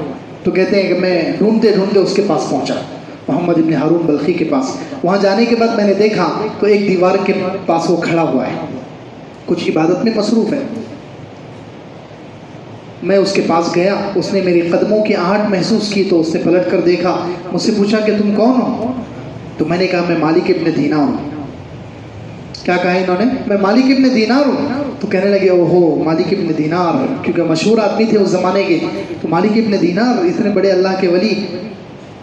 پھر اس نے خود سے کہا کہ اچھا تم اس لیے آئے ہو کہ مجھے اپنا خواب سناؤ گے؟ اللہ اکبر، کیا کہہ رہے ہو؟ تم اس لیے آئے ہو کہ مجھے اپنا خواب سناؤ گے؟ تو کہتے ہیں کہ میں پریشان ہو گیا۔ مالک ابن دینار رحمۃ اللہ علیہ کہتے ہیں میں پریشان ہو گیا، اس نے پوچھ لیا۔ تو پھر وہ خود کہنے لگا کہ دیکھو 40 سال سے میرے بارے میں لوگوں کو یہ خواب دکھلایا جا رہا ہے۔ کتنے سال سے؟ 40 سال سے میرے بارے میں اللہ تعالیٰ یہ لوگوں کو خواب دکھلا رہے ہیں۔ کوئی بھی نیک عالم تمہارے جیسا یہاں پر آتا ہے، نیک آدمی، ہر سال کسی نہ کسی نیک آدمی کو یہ خواب آتا ہے کہ سب لوگوں کا حج قبول ہو گیا سوائے ایک کے، اس کا نام محمد ابن ہارون ہے۔ تو تم شاید وہ خواب مجھے بتلانے کے لیے آئے۔ تو مالک ابن دینار کہتے ہیں ہاں میں اسی خواب کو بتلانے کے لیے آیا تھا۔ تو پھر میں نے مالک ابن دینار کہتے ہیں میں نے ان سے پوچھا کہ تیرا کوئی گناہ ہے؟ تو نے کوئی گناہ کیا تھا؟ کوئی بڑا گناہ تیرے اور اللہ کے درمیان ہے؟ تو اس نے کہا کہ ہاں ایک میرا گناہ ہے، اتنا بڑا گناہ ہے، اتنا بڑا گناہ ہے، زمین اور آسمان چھوٹے ہیں، میرا گناہ بڑا ہے، عرش اور کرسی اللہ کی چھوٹی ہے، میرا گناہ بڑا ہے۔ وہ کہنے لگا کہ عرش اور کرسی چھوٹی ہے، میرا گناہ شاید اس سے بھی بڑا ہے۔ مالک ابن دینار رحمۃ اللہ نے پوچھا کہ اچھا بتاؤ بھائی تمہارا گناہ کیا ہے، تاکہ میں لوگوں کو بتلاؤں گا، لوگوں کو آگاہ کروں گا، تاکہ کوئی دوسرا مسلمان اس گناہ میں مبتلا نہ ہو جائے۔ کون سا گناہ تم نے کر لیا؟ تو کہتے ہیں کہ اس نے کہا کہ دیکھو مجھے نشے کی عادت، اللہ کی پناہ نشے کی عادت عام ہو رہی ہے، اللہ کرے کہ ہمارے نوجوانوں میں سے، بچوں میں سے یہ ختم ہو گئے۔ ہمیں کوشش کرنی چاہیے کہ بچے، چھوٹے چھوٹے بچے ہمارے نشہ کر رہے ہیں، 10 سال کے، 12 سال کے، 8 سال کے، نشہ ہے۔ حدیث میں ہے کہ ہر نشہ آور چیز، چاہے وہ نشہ پی کر، عام طور پر لوگ سمجھتے ہیں کہ شراب پی جاتی ہے تو پینے والی چیز سے جو نشہ ہو وہ حرام ہے، ایسا نہیں ہے۔ ہر نشہ پیدا کرنے والی چیز، یہ اللہ کے رسول صلی اللہ علیہ وسلم نے مسلم شریف کی حدیث میں فرمایا ہے، کل مسکر خمر وکل خمر حرام، ہر نشہ پیدا کرنے والی چیز شراب کے حکم میں ہے اور ہر شراب حرام ہے۔ چاہے وہ پی کر نشہ کیا جائے، سونگھ کر کیا جائے، کھا کر کیا جائے، لوگ بریک پر لگا کر کھا رہے ہیں، یا کوئی چیز سونگھ کر، پیٹرول یا اتنی چیزیں مارکیٹ میں آ گئی، کوئی گولی دوا کھا کر نشہ کر رہے ہیں بچے، کوئی چیز سونگھ کر رہے ہیں. اس پر، اس وبا پر قابو پانے کی ضرورت ہے. بہت خطرناک چیز ہے. دیکھیں اس میں آگے آ جائے گا کہ یہ نشہ کرنے کی سزا کتنی خطرناک ہے. تو وہ آدمی کہتا ہے محمد ابن ہارون کہ مجھے نشہ کرنے کی عادت تھی، میں بہت نشہ کرتا تھا. ایک مرتبہ میں نشے کی حالت میں دوست کے ساتھ گیا، خوب نشہ کیا، میری عقل ختم ہو گئی، نشہ چڑھ گیا میری عقل. نشے کا سب سے بڑا نقصان یہ ہے کہ انسان جانور بن جاتا ہے. انسان جانور، کیونکہ انسان اور جانور میں جو سب سے بڑا فرق اللہ نے رکھا ہے وہ عقل کا ہے. کا ہے عقل. جانور کو عقل ہے نہیں ہے. انسان جب شراب پیتا ہے، شراب اسی لیے حرام ہے کہ وہ ڈائریکٹ عقل پر اٹیک کرتی ہے. انسان کو سمجھ میں نہیں آتا کہ میں کیا کر رہا ہوں. وہ ماں کو بیوی سمجھ کر نعوذ باللہ زنا کر لیتا ہے، اس کو کچھ سمجھ میں نہیں آتا، اس کی عقل ختم ہو جاتی ہے. اسی لیے شریعت نے شراب کو حرام کیا ہے کہ انسان کی سب سے بڑی چیز جو عقل ہے اس پر وہ حملہ کرتی ہے اور عقل پر پردہ ڈال دیتی ہے. اسی لیے عربی میں شراب کو خمر کہتے ہیں کہ وہ عقل کو ڈھانپنے والی چیز ہے، کہ انسان فرق نہیں کر سکتا اچھائی میں برائی میں.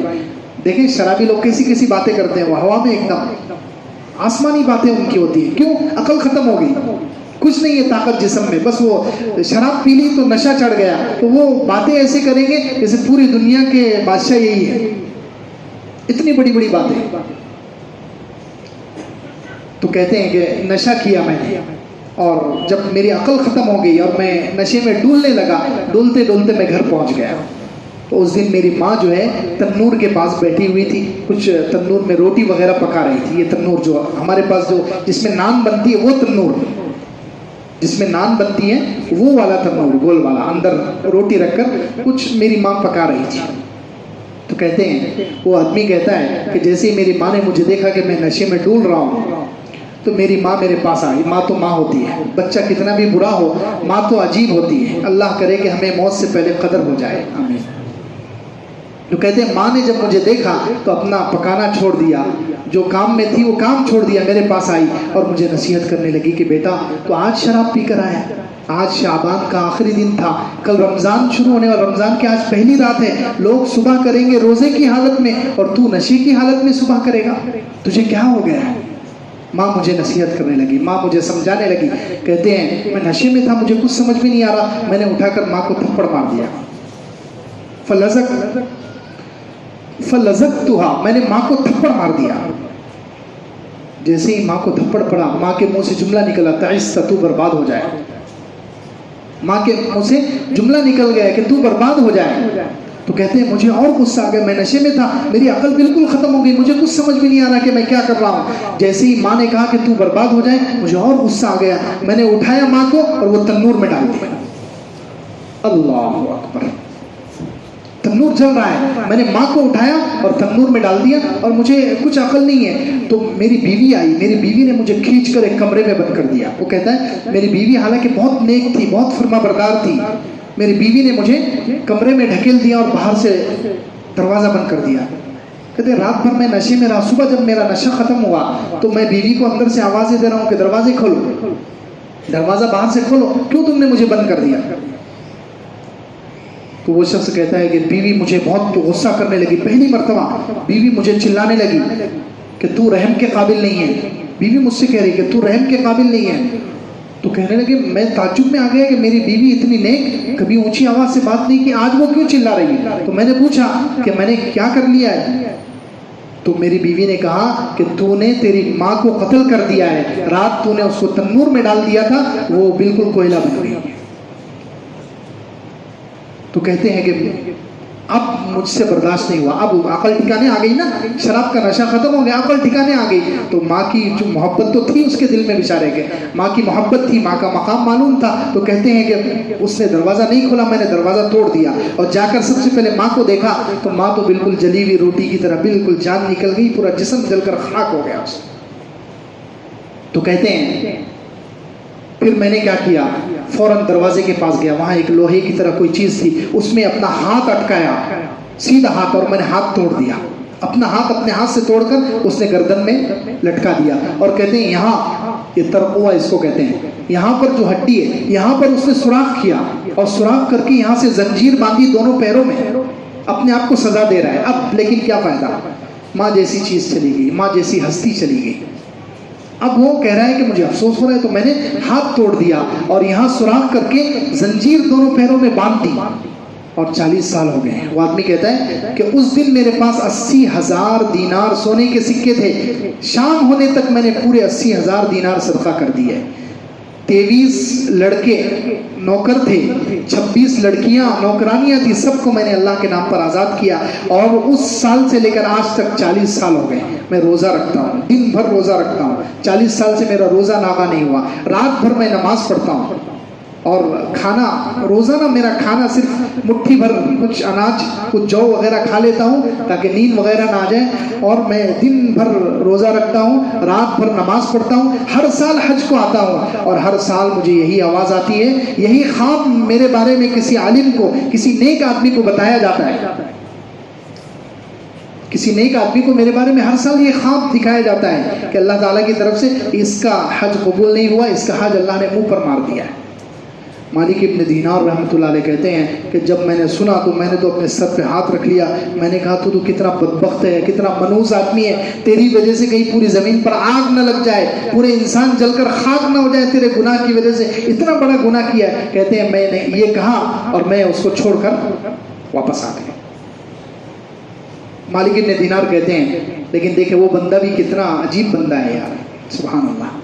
ابھی تک 40 سال سے وہ عبادت کر رہا ہے, اللہ سے مایوس نہیں ہوا. یہ بہت بڑی صفت ہے, انسان کسی حال میں اللہ سے مایوس نہ ہو. 40 سال سے روزے رکھ رہا ہے, 40 سال سے وہ رات بھر جاگ رہا ہے اور حج کر رہا ہے, مایوس نہیں ہوا. مالک ابن دینار کہتے ہیں میں نے اس کو ڈانٹا اور میں واپس آ گیا اور پھر بھی وہ اللہ کے سامنے دعا کر رہا ہے, یا فارج الہمی یا کاشف الغمی یا مجیب دعوت المضطرین, اے غموں کے پہاڑ چھانٹنے والے اللہ, اے مجبوروں کی دعا قبول کرنے والے اللہ, یا مجیب دعوت المضطرین اعوذ برضاک من سخطک, اے اللہ میں تیری رضامندی کے ذریعے تیرے غصے کو دور ڈھکیلتا ہوں. وبمعافاتک عن عقوبتک, اے اللہ تیری معافی کے ذریعے تیری سزا کو میں ٹالتا ہوں. لا تقطع رجائی, اے اللہ ابھی تک میری امید تجھ سے لگی ہوئی ہے, تو میری امید کو اے اللہ واپس مت کر دے. لا تخیب دعائی, میری دعا میں تو مجھے نامراد مت کر دے. ابھی بھی وہ دعا کر رہا ہے. مالک ابن دینار رحمۃ اللہ علیہ کہتے ہیں میں واپس آیا اور سو گیا. اللہ بھی تو اللہ ہے, اللہ بھی کتنا پیارا اللہ ہے. اللہ نے کیسا رب ہمیں ملا ہے, کاش کہ ہم قدر کریں. کہتے ہیں کہ مالک ابن دینار میں سو گیا, سوتے ہی مجھے خواب میں حضور اکرم صلی اللہ علیہ وسلم کی زیارت ہوئی.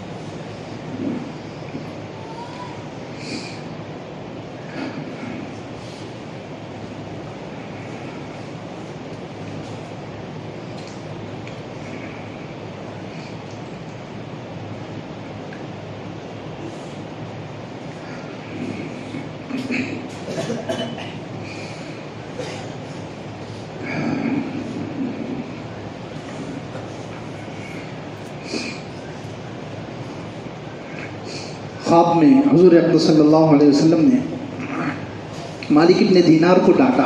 مالک ابن دینار کو الٹا غصے کیا اور فرمایا کہ مالک ابن دینار تو لوگوں کو اللہ کی رحمت سے مایوس کر رہا ہے, تو لوگوں کو اللہ کی رحمت سے نا امید کر رہا ہے, اللہ کی رحمت سے مایوس کر رہا ہے.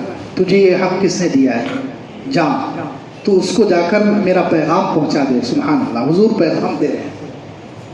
حضور پیغام دے رہے ہیں کہ جا تو اس کو میرا پیغام پہنچا دے کہ کل جب قیامت کا دن ہوگا اللہ تعالیٰ ساری مخلوق کو اولین اور آخرین کو جمع کرے گا. اللہ تعالیٰ سارے اولین اور آخرین جتنے لوگ ہیں سب کو اللہ تعالیٰ جمع کریں گے قیامت کے دن. اور جمع کرنے کے بعد اے محمد ابن ہارون اللہ تعالیٰ تجھے اور تیری ماں کو جمع کریں گے. تو اور تیری ماں اللہ کے سامنے آئیں گے. اللہ تعالیٰ پھر فیصلہ کریں گے. تیری ماں تیرے خلاف مقدمہ کرے گی, اللہ کے سامنے کہے گی کہ اس کو سزا دو. تو کہتے ہیں حضور صلی اللہ علیہ وسلم خواب میں بتلا رہے ہیں مالک ابن دینار رحمۃ اللہ علیہ کو کہ اللہ تعالیٰ محمد ابن ہارون اور اس کی ماں کو جمع کریں گے, اور جمع کرنے کے بعد جب اس کی ماں کہے گی کہ اس کو کچھ سزا دی جائے تو اللہ تعالیٰ کی طرف سے فرشتوں کو حکم ہوگا کہ اس کو جہنم کی بیڑیاں پہنا دو, جہنم کی بیڑیاں اس کو پہنا دو. تو کہتے ہیں جاؤ محمد ابن ہارون کو پیغام پہنچا دو کہ دنیا میں جو 3 دن ہیں 72 گھنٹے, دنیا کے 3 دن, جو دنیا کے 3 دن ہیں 72 گھنٹے, صرف یہ 3 دن تجھے عذاب دیا جائے گا. کیوں؟ اس لیے کہ اللہ نے اپنے اوپر طے کر لیا ہے. سنو, جو نشہ کرنے والے ہیں وہ سنیں یا ان تک یہ بات پہنچا دیں. اللہ نے اپنے اوپر طے کر لیا ہے کہ جو بھی نشہ کرے گا, نشے کی حالت میں کسی بے گناہ کو قتل کرے گا, تو اللہ نے طے کر لیا ہے کہ میں اس کو جہنم میں ضرور ڈالوں گا, چاہے وہ میرا خلیل ابراہیم ہو. جو بندہ نشہ کرے, نشے میں کسی کو قتل کر دے, تو اللہ نے بے گناہ کو قتل کرے تو اللہ نے طے کر لیا ہے کہ اللہ تعالیٰ اس کو ضرور عذاب دیں گے, چاہے وہ میرا بندہ ابراہیم خلیل ہو. یہ حضور پاک صلی اللہ علیہ وسلم نے خواب میں ان سے مالک ابن دینار سے کہا کہ جاؤ ان سے کہو کہ تمہیں عذاب ہوگا لیکن صرف 3 دن ہوگا, کیونکہ اللہ نے اپنے اوپر طے کر لیا ہے, اس لیے 3 دن عذاب ہوگا. بعد میں اللہ تعالیٰ تمہاری ماں کے دل میں رحم ڈال دیں گے, اور تمہاری ماں کے بارے میں, تمہاری ماں کے دل میں اللہ تعالیٰ خود یہ بات ڈالیں گے کہ وہ تمہیں معاف کر دے گی اور اللہ کو ہدیہ دے دے گی. اللہ تعالیٰ تم دونوں ماں بیٹے کو جنت میں داخل کریں گے. اللہ اکبر. مالک ابن دینار رحمۃ اللہ علیہ کہتے ہیں میں اس کے پاس گیا, اور اس کے پاس جانے کے بعد میں نے اس کو یہ خوشخبری سنائی, یہ حضور صلی اللہ علیہ وسلم نے جتنی باتیں بتائی تھی, یہ خواب سنایا. تو وہ کہتے ہیں مالک ابن دینار رحمۃ اللہ علیہ, مجھے ایسا لگتا ہے کہ اس کی زندگی صرف یہ خواب سننے کے لیے رکی ہوئی تھی. یہ بات اللہ کی طرف سے یہ قبولیت کی امید لے کر وہ جی رہا تھا. جیسے ہی میں نے اس کو یہ خواب سنایا, فوراً اس کی روح پرواز کر گئی. میں نے جنازے کی نماز پڑھی اس کی. ایک تو اللہ کو دیکھیں, اللہ کتنے پیارے ہیں, اللہ کتنے رحیم ہیں, اللہ کتنے کریم ہیں, اللہ کیسے کیسے بندوں کو معاف کر دیتے ہیں. کتنا بڑا جرم تھا اس کا, کتنا بڑا گناہ تھا, لیکن اللہ تعالیٰ نے معاف کر دیا. لیکن کب معاف کیا؟ جب اس نے اپنی حالت بدل دی, گناہ چھوڑ دیے, اور نیکیوں کو 40 سال تک اس نے لازم پکڑا, اللہ سے مایوس نہیں ہوا. سوچو شیطان نے کتنا اس کو بہکایا ہوگا. ہر سال جب وہ خواب سنتا تھا تو شیطان کیا کہتا ہوگا کہ تو کیوں عبادت کر رہا ہے, جب اللہ قبول نہیں کر رہا ہے تو تجھے عبادت کی کیا ضرورت ہے. نہیں, وہ بندہ کبھی شیطان کے بہکاوے میں نہیں آیا. شیطان کے بہکانے کی وجہ سے وہ اللہ سے مایوس نہیں ہوا, اللہ سے اس نے اپنی امید نہیں توڑی. اللہ سے جڑا رہا, لگا رہا, مانگتا رہا, اعمال کرتا رہا, اپنے بس کا کام کرتا رہا. تو اللہ کتنے مہربان ہے. پھر میں روز گناہ کرتا ہوں, وہ چھپاتا ہے اپنی رحمت سے. میں مجبور اپنی عادت سے, وہ مشہور اپنی رحمت سے. اللہ تو اللہ ہے. پھر ماؤں سے زیادہ مہربان, باپ سے زیادہ شفیق, بندے کی توبہ کا انتظار کرنے والا اور توبہ کو بہت زیادہ قبول کرنے والا. تو اللہ تعالیٰ تو کیسے بھی گناہوں کو معاف کر سکتا ہے. بندے کے اندر طلب ہونی چاہیے, تڑپ ہونی چاہیے, اللہ کو راضی کرنے کا جذبہ ہونا چاہیے, اور عمل پر استقامت ہونی چاہیے. تو اس لیے ہم بھی توبہ کریں. یہ توبہ کی رات ہے, اس میں چند لوگوں کی مغفرت نہیں ہوگی. ایک تو یہ ماں باپ کا نافرمان, تو جنہوں نے ماں باپ کا دل دکھایا ہو وہ جا کر معافی مانگے, ان سے معافی مانگے. ماں اور باپ, یہ اللہ کے بعد قرآن میں اللہ تعالیٰ نے کئی جگہ پر ماں باپ کے ساتھ اچھا سلوک کو اپنے ساتھ بیان کیا ہے, اپنی عبادت کے ساتھ, توحید کے ساتھ بیان کیا ہے. اتنا بڑا مقام ہے ان کا.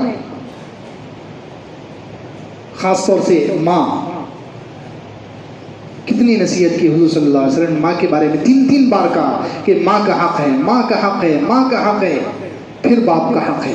تو ماں تو کتنی تکلیف ہمارے لیے اٹھاتی ہے, لیکن ہم کتنی آسانی سے ماں کو جھڑک دیتے ہیں, کتنی آسانی سے ہم اس کا دل توڑ دیتے ہیں, کتنی آسانی سے ہم بیوی کی سائڈ لے کر ماں کو پتہ نہیں ماں کے ساتھ کیسے کیسے ظلم والا رویہ اختیار کرتے ہیں. حالانکہ اس کی کتنی دعاؤں نے ہم جو جوان ہوئے، ہم جو یہاں تک پہنچے، تو اس میں ماں کی دعاؤں کا کتنا ہاتھ ہوتا ہے.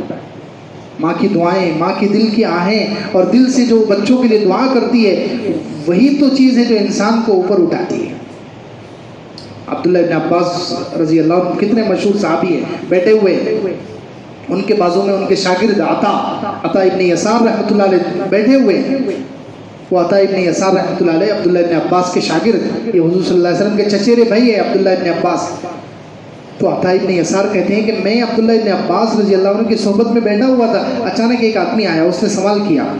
کیا سوال کیا اس نے کہا کہ مجھ سے ایک بہت بڑا گناہ ہو گیا ہے. تو عبداللہ ابن عباس رضی اللہ عنہ پوچھا کہ تجھ سے کیا گناہ ہو گیا؟ اس نے کہا کہ مجھ سے یہ گناہ ہوا کہ ایک عورت کو میں نے رشتہ بھیجا، ایک عورت کو میں نے رشتہ بھیجا، نکاح کا پیغام بھیجا، اس نے نکاح کا پیغام قبول نہیں کیا.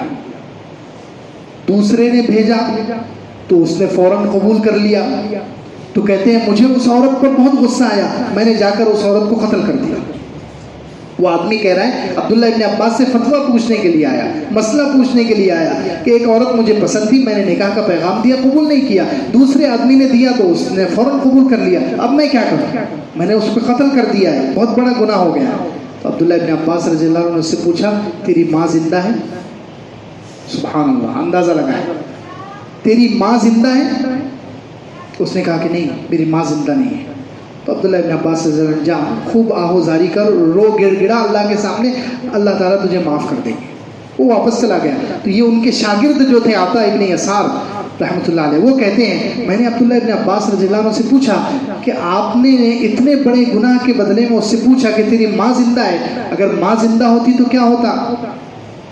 تو کیا اس کا گناہ معاف ہو جاتا؟ تو عبداللہ ابن عباس رضی اللہ عنہ نے کہا کہ دیکھو ماں، میں نے قرآن اور حدیث میں غور کیا ہے تو ماں کو خوش کرنے سے زیادہ، ماں کی خدمت اور ماں کے ساتھ اچھا سلوک کرنے سے زیادہ بڑا عمل کوئی نہیں دیکھا میں نے. کتنے بڑے عالم ہیں وہ، سب سے بڑے مفسر ہیں وہ کہہ رہے ہیں میں نے قرآن میں اور حدیثوں میں غور کیا ہے تو مجھے یہ پتہ چلا ہے کہ اللہ کو سب سے زیادہ خوش کرنے والا عمل ماں کی خدمت، ماں کے ساتھ اچھا سلوک کرنا ہے. اگر اس کی ماں زندہ ہوتی تو میں اس کو کہتا کہ ماں کو راضی کر لے، اگر ماں تجھ سے خوش ہو جائے گی اللہ تیرا وہ بڑا گناہ بھی معاف کر دے. ماں تو ماں ہے، اس لیے ماں کی خدمت کریں، باپ کی خدمت کریں، ان کی آہ نہ لیں، ان کی بد دعا نہ لیں. جتنا ہو سکتا ہے ماں باپ کے ساتھ اچھا سلوک کریں. ان کی طرف سے اگر غلط رویہ بھی ہو رہا ہے شریعت کے خلاف بھی، تب بھی ہم برداشت کریں، صبر کریں، لیکن ان کی گستاخی نہ کریں، ان کی نافرمانی نہ کریں، ان کا دل نہ توڑیں، ان کو ناراض نہ کریں. اس لیے ماں باپ کی نافرمانی کا جو گناہ کرتے ہیں ان کے حضرات میں مغفرت نہیں ہے. دلوں میں کینہ رکھنے والے ان کی مغفرت نہیں ہے. دل کے کینے کو ہم صاف کریں. دل میں ایک دوسرے مسلمانوں کے بارے میں، پڑوسیوں کے بارے میں، رشتہ داروں کے بارے میں پتہ نہیں دل ہمارا پورا کباڑ خانہ بنا ہوا ہے. کس کے بارے میں کیا کیا بھرا ہوا ہے. دل صاف نہیں ہے تو کیسے ہماری نمازیں صاف ہوگی، عبادتیں صاف ہوگی. تو دل سے نکالے ہم کینہ، کپٹ، بغض کی اونچ نیچ ہو جاتی ہے. کسی نے ہم پر ظلم کر لیا، زیادتی کر لی تو ہم معاف کرنے کی عادت ڈالیں. معاف کریں، معاف کرنے کی عادت ڈالیں. معاف کرنا بہت بڑی ثواب کی چیز ہے. اللہ تعالیٰ خود اس کا بدلہ دیں گے. کچھ عمل ایسے ہیں جن میں سے ایک عمل یہ بھی ہے کہ معاف کرنے والوں کو فمن عفا واصلح فاجرہ علی اللہ، 25 پارے کی آیت ہے. جو معاف کر دے اور جوڑنے کی اصلاح کرے، جہاں دشمنی پیدا ہوئی تو یہ معاف بھی کر رہا ہے اور جوڑنے کی کوشش کر رہا ہے، تو اللہ تعالیٰ خود کہتے ہیں کہ اس کا اجر تو اللہ کے ذمہ ہے. یعنی فرشتوں سے نہیں، اللہ تعالیٰ خود دیں گے. اتنا بڑا عمل ہے یہ معاف کرنا. تو معاف کرنے کی روزانہ شام کو سوتے وقت نیت کریں کہ آج جس نے مجھے ستایا ہو اللہ میں نے تیرے لیے سب کو معاف کیا. عادت ڈال کر دیکھیں دل کتنا اچھا رہے گا، دل کتنا صاف ستھرا رہے گا، دل میں کوئی ٹینشن نہیں رہے گا. پھر ورنہ ہم دل میں دشمنیاں پالتے ہیں، پھر وہ دشمنیاں دل سے دماغ میں چڑھتی ہیں، پھر اس سے ہم ٹینشن، ڈپریشن اور کیسی بیماریوں کا ہم شکار ہو رہے ہیں. یہ سب تو کینہ نکالنے کی عادت ڈالیں. کسی کے بارے میں بغض ہے، دشمنی ہے، دلوں سے نکالیں، دل صاف رکھیں. ہر ایک کو روزانہ معاف کریں، اللہ کے لیے معاف کریں. اور شراب کا عادی جو شخص ہے اس کی حضرات بخشش نہیں ہے. جو شراب کے عادی، کسی بھی طرح کا نشہ کرنے والے، توبہ کریں. یا اپنے خاندان میں ہوں، گھروں میں ہوں، یا پڑوسیوں میں ہوں تو ان سے توبہ کروائیں. بڑا خطرناک گناہ ہے یہ نشہ. جیسا کہ ہم نے ابھی سن لیا نشے کے بارے میں، کتنی خطرناک اور گندی عادت ہے. تو اس لیے جو شراب کے عادی ہیں ان کی بھی بخشش نہیں ہے، جو جادوگر کے پاس جاتے ہیں ان کی بھی بخشش نہیں ہے. یہ چند بڑے بڑے گناہ ہیں جن کی آج رات بھی بخشش نہیں ہے. اس لیے ہم ہر گناہ سے سچی توبہ کریں، خاص طور سے ان بڑے گناہوں سے. اللہ تعالیٰ ہم سب کو کہیں سنی باتوں پر عمل کی توفیق عطا فرمائے. پلیٹ بند کریں، دعا بنی.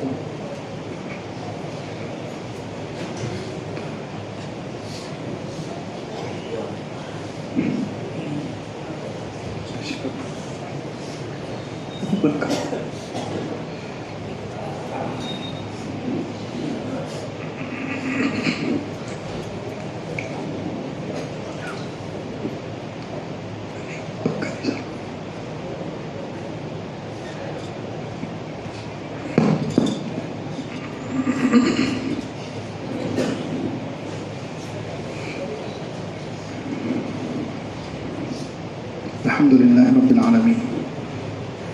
سبحان ربي العلي الأعلى الوهاب وإلهكم إله واحد لا إله إلا هو الرحمن الرحيم. اللهم لك الحمد شكرا ولك المن فضلا.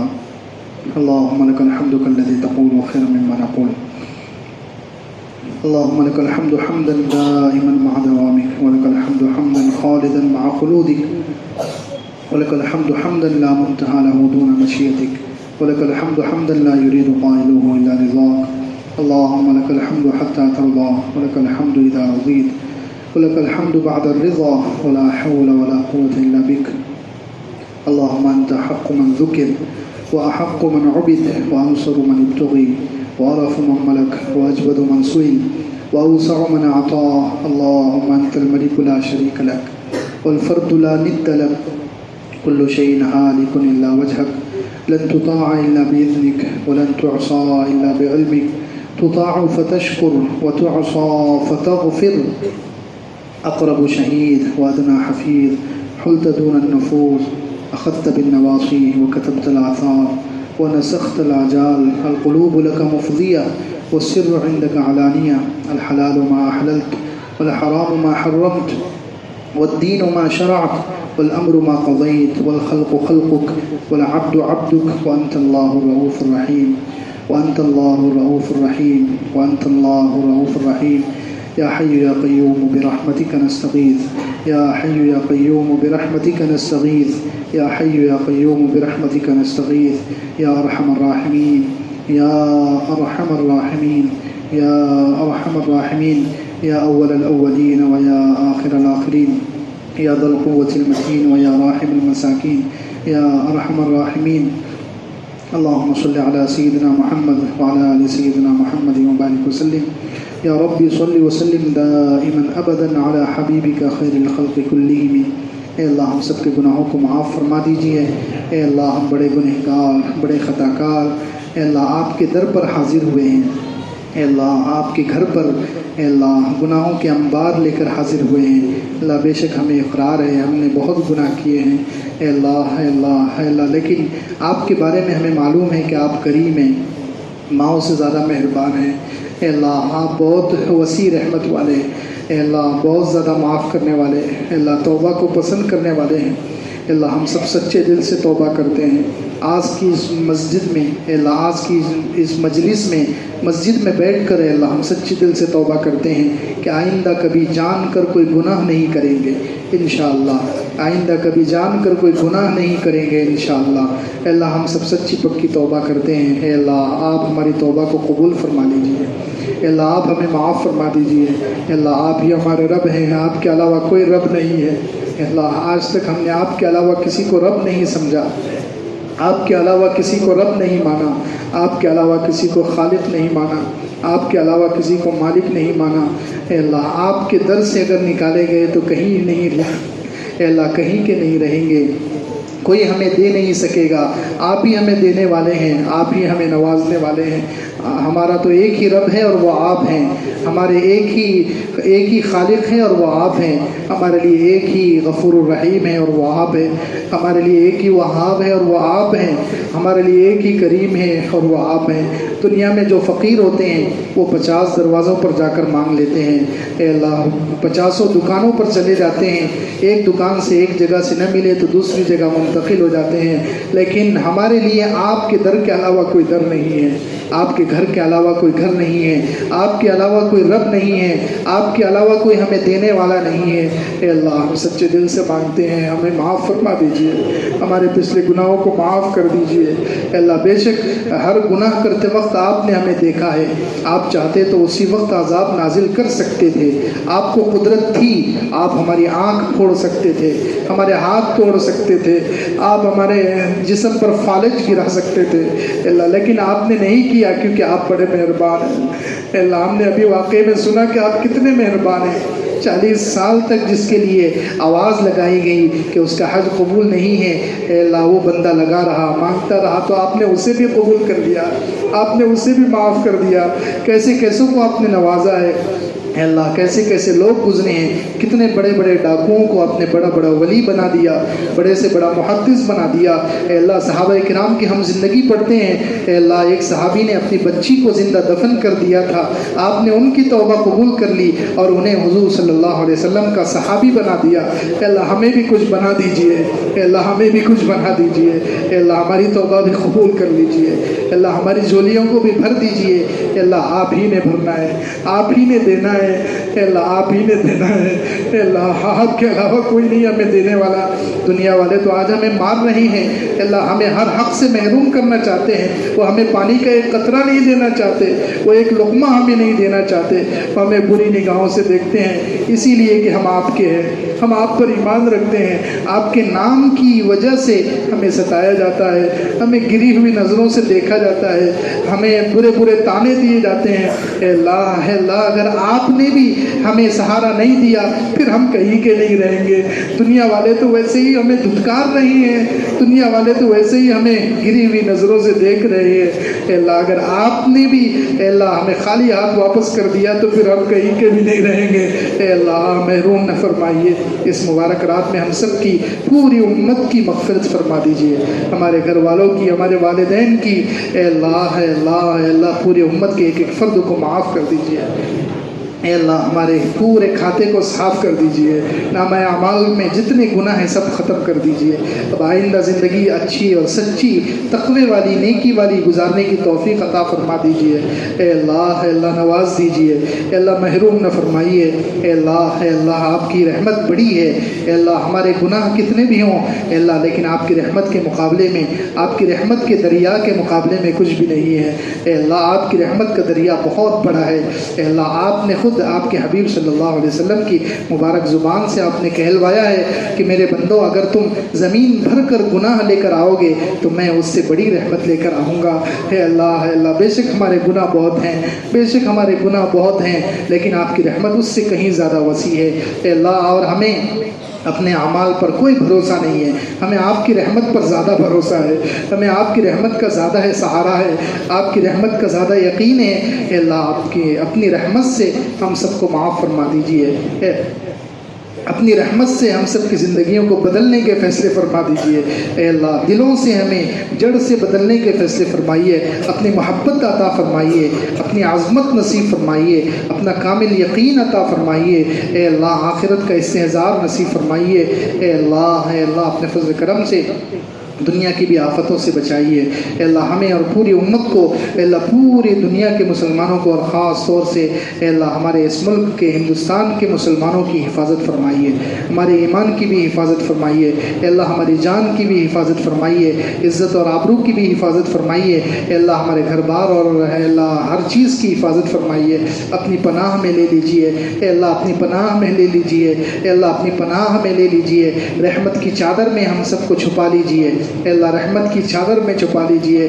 اے اللہ یہ ظالم بری نگاہوں سے دیکھ رہے ہیں، پتہ نہیں کیسے کیسے منصوبے ہمارے بارے میں، کیسے کیسے پلان بن رہے ہیں، یہ ہمیں ختم کرنا چاہتے ہیں۔ اے اللہ لیکن یہ بہت چھوٹے ہیں، اے اللہ یہ بہت چھوٹے ہیں، یہ انسان ہیں بہت حقیر ہیں۔ اے اللہ آپ بہت بڑے ہیں، آپ کی طاقت سب سے بڑی ہے۔ اے اللہ آپ اگر ہمارے ساتھ ہو جائیں اے اللہ پھر ہمیں کسی کی کچھ پرواہ نہیں ہے، پھر کتنی بھی مخلوق ہمارے خلاف ہو جائے، لوگ کتنے بھی ہمارے خلاف ہو جائیں جائیں، اے اللہ بس آپ ہمارے ساتھ ہو جائیے، آپ اپنی مدد کو، اپنی خاص حفاظت اور نصرت کو ہمارے لیے، پورے مسلمانوں کے لیے اتار دیجئے، اے اللہ ہمارے اور پوری امت کے ساتھ شامل حال فرما دیجئے، ہم پر پوری امت پر رحم فرما دیجئے، اے اللہ ہمیں دینی غیرت نصیب فرمائیے، اے اللہ دینی غیرت نصیب فرمائیے، دینی غیرت نصیب فرمائیے، اے اللہ سچی اور کامل سیرت کا اتباع نصیب فرمائیے، اے اللہ صحیح سچی اور کامل سیرت کا اتباع جو اس زمانے میں مطلوب ہے، اے اللہ وہ ہمیں ہمارے بڑوں اور چھوٹوں کو نصیب فرما دیجیے، اے اللہ اس زمانے میں حضور اقدس صلی اللہ علیہ وسلم کی سیرت اور آپ کا پاک کلام قرآن جو رہبری کرتا ہے، اے اللہ وہ صحیح رہبری ہمیں ہمارے بڑوں اور چھوٹوں کو نصیب فرما دیجیے، اے اللہ اس کی روشنی میں ہمیں اپنا لائحہ عمل طے کرنے کی توفیق عطا فرمائیے، اے اللہ اپنے فضل کرم سے اے اللہ ہر چہار جانب سے ہماری حفاظت فرمائیے، مدارس اور مکاتب کی، مساجد کی، خانقاہوں کی، حرمین شریفین اور بیت المقدس کی حفاظت فرمائیے، اے اللہ ہمارے تمام دینی اداروں اور مراکز کی حفاظت فرمائیے، تمام دینی اداروں اور مراکز کی حفاظت فرمائیے، اے اللہ ابھی ہمیں بہت ضرورت ہے مسجدوں کی، بہت ضرورت ہے ہمیں مسجدوں کی، بہت ضرورت ہے ہمیں اے اللہ مرکزوں کی، خانقاہوں کی، اے اللہ بہت ضرورت ہے ہمیں مدرسوں کی، اے اللہ ہمارا دین ان پر ٹکا ہوا ہے، دین ان کی وجہ سے بچا ہوا ہے، اے اللہ یہ ظالم اس پر پابندی لگانا چاہتے ہیں، اے اللہ اس میں رکھنا ڈالنا چاہتے ہیں، اس نظام کو توڑنا چاہتے ہیں،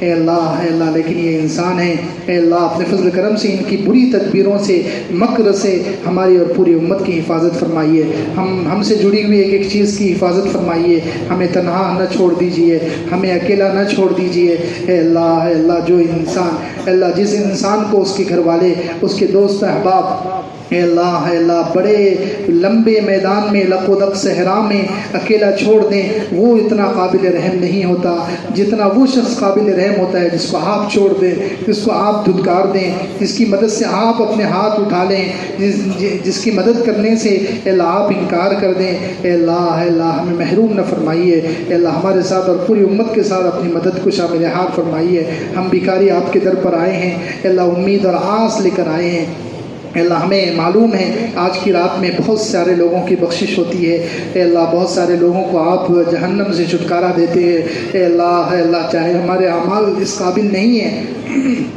چاہے ہمارے اعمال اس قابل نہیں ہے کہ ہم جنت کا سوال کریں، لیکن آپ کے حبیب صلی اللہ علیہ وسلم نے ہمیں حکم دیا ہے کہ جب جنت مانگو تو جنت الفردوس مانگا کرو، ہم آپ کی وسیع رحمت اور فضل کے طفیل اے اللہ ہم جنت کا سوال کرتے ہیں، جنت الفردوس کا سوال کرتے ہیں، ہم سب کو نصیب فرما دیجئے، ہمارے بیوی بچوں، آل اولاد، گھر والوں کو اور پوری امت کو نصیب فرما دیجئے، ہم میں سے کسی کو محروم نہ فرمائیے، اے اللہ جنت سے محروم نہ فرمائیے، اے اللہ موت کے وقت ایمان سے محروم نہ فرمائیے، قیامت کے دن بدبختوں میں ہمارا شمار نہ فرمائیے، قیامت کے دن بدبختوں میں ہمارا شمار نہ فرمائیے، قیامت کے دن ان لوگوں میں ہمارا شمار نہ فرمائیے جن کو دیکھ کر آپ کے نبی چہرہ پھیر لیں گے، اے اللہ ایسے بدبختوں میں ہمیں شمار نہ فرمائیے، دنیا میں ہم نے آپ کے حبیب صلی اللہ علیہ وسلم کی زیارت نہیں کی ہے، اے اللہ ہم بہت 1400 سال کے بعد پیدا ہوئے ہیں، اے اللہ آخرت میں ہم دیدار کے متمنی ہیں، خواہش مند ہیں، اے اللہ گناہوں کی وجہ سے ہمیں محروم نہ فرمائیے،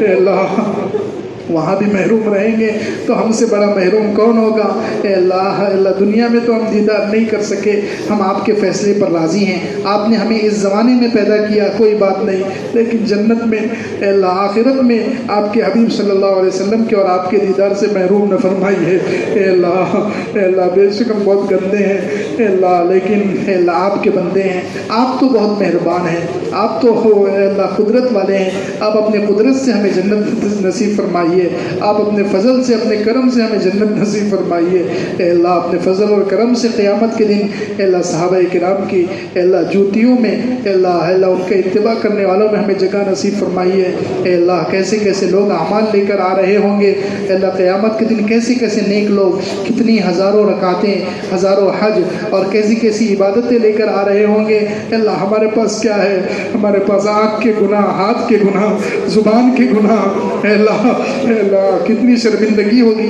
دنیا میں، ہم شرماتے ہیں کہ باپ کو پتہ نہ چل جائے، ماں کو ہمارے گناہوں کا پتہ نہ چل جائے، بیوی بچوں کو پتہ نہ چل جائے۔ اللہ قیامت کے دن اللہ کیسا حال ہوگا۔ کتنے اچھے اچھے لوگ، بڑے بڑے اللہ صحابہ کرام، انبیاء علیہ السلام، صحابہ کرام، تابعین، اولیاء، اللہ آپ کے بڑے بڑے نیک بندے اور ہم جیسے گنہگار بھی اس میدان میں جمع ہوں گے۔ اللہ معاف فرما دیجئے، وہاں کی شرمندگی سے بچا لیجئے۔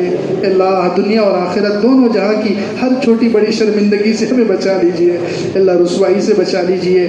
اللہ ہمیں دین پر اخلاص کے ساتھ استقامت عطا فرمائیے، ثابت قدمی نصیب فرمائیے، ایمان ہمارے دلوں میں راسخ فرمائیے، رگ رگ میں خون کے قطروں میں ہمارا ایمان اور آپ کی محبت اتار دیجئے۔ اے اللہ دشمن کتنا بھی اے اللہ دلوں سے ایمان کھینچنا چاہے، چھیننا چاہے، اے اللہ نہ چھین سکے، ایسی کیفیت ہمیں ہماری اولادوں کو نصیب فرمائیے۔ اے اللہ عافیت عطا فرمائیے، عافیت عطا فرمائیے، اے اللہ عافیت عطا فرمائیے، ایک ایک نعمت میں عافیت عطا فرمائیے۔ اے اللہ اپنے فضل کرم سے جتنے بیمار ہیں سب کو شفا نصیب فرمائیے۔ اے اللہ روحانی جسمانی تمام بیماریوں سے شفا عطا فرمائیے، روحانی اور جسمانی تمام بیماریوں سے شفا عطا فرمائیے۔ اے اللہ طرح طرح کی بیماریوں میں ہم گناہوں کی وجہ سے مبتلا ہو گئے، بڑی بڑی نئی بیماریاں اور امراض پیدا ہو گئے اے اللہ، لیکن آپ اپنی قدرت سے چاہیں تو ساری بیماریوں کو ختم کر سکتے ہیں، سارے بیماروں کو آپ شفا دے سکتے ہیں۔ اے اللہ ہمیں اور ہمارے گھر والوں میں اور پوری امت میں جو بیمار ہیں سب کو کامل شفا کاملہ عاجلہ جلد از جلد نصیب فرمائیے۔ اے اللہ جڑ سے بیماریوں کو ختم فرمائیے، اپنا خاص تعلق اور اے اللہ اپنی خاص محبت نصیب فرمائیے۔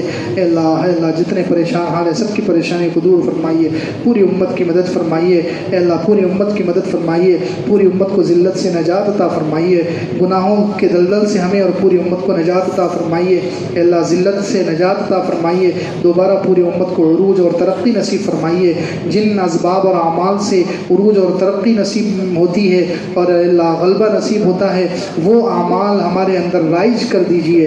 اے اللہ ان اعمال کو کرنے کی ہمیں اور پوری امت کو توفیق عطا فرمائیے، بزدلی سے، خوف سے، اے اللہ مخلوق کے ڈر سے، اے اللہ وہن سے، اے اللہ روحانی اور جسمانی تمام بیماریوں سے ہماری اے اللہ حفاظت فرمائیے۔ روحانی بیماریوں کے دل کی یہ تکبر، عجب و شہرت طلبی اے اللہ اور روح کی جتنی بیماریاں ہیں جو ہمیں معلوم ہیں یا نہیں معلوم ہے اللہ سب سے ہمیں نجات عطا فرمائیے۔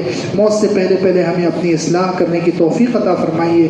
اس دعا کو محض اپنے فضل کرم سے قبول فرما لیجیے۔ وصلی اللہ علی النبی الکریم، آمین برحمتک یا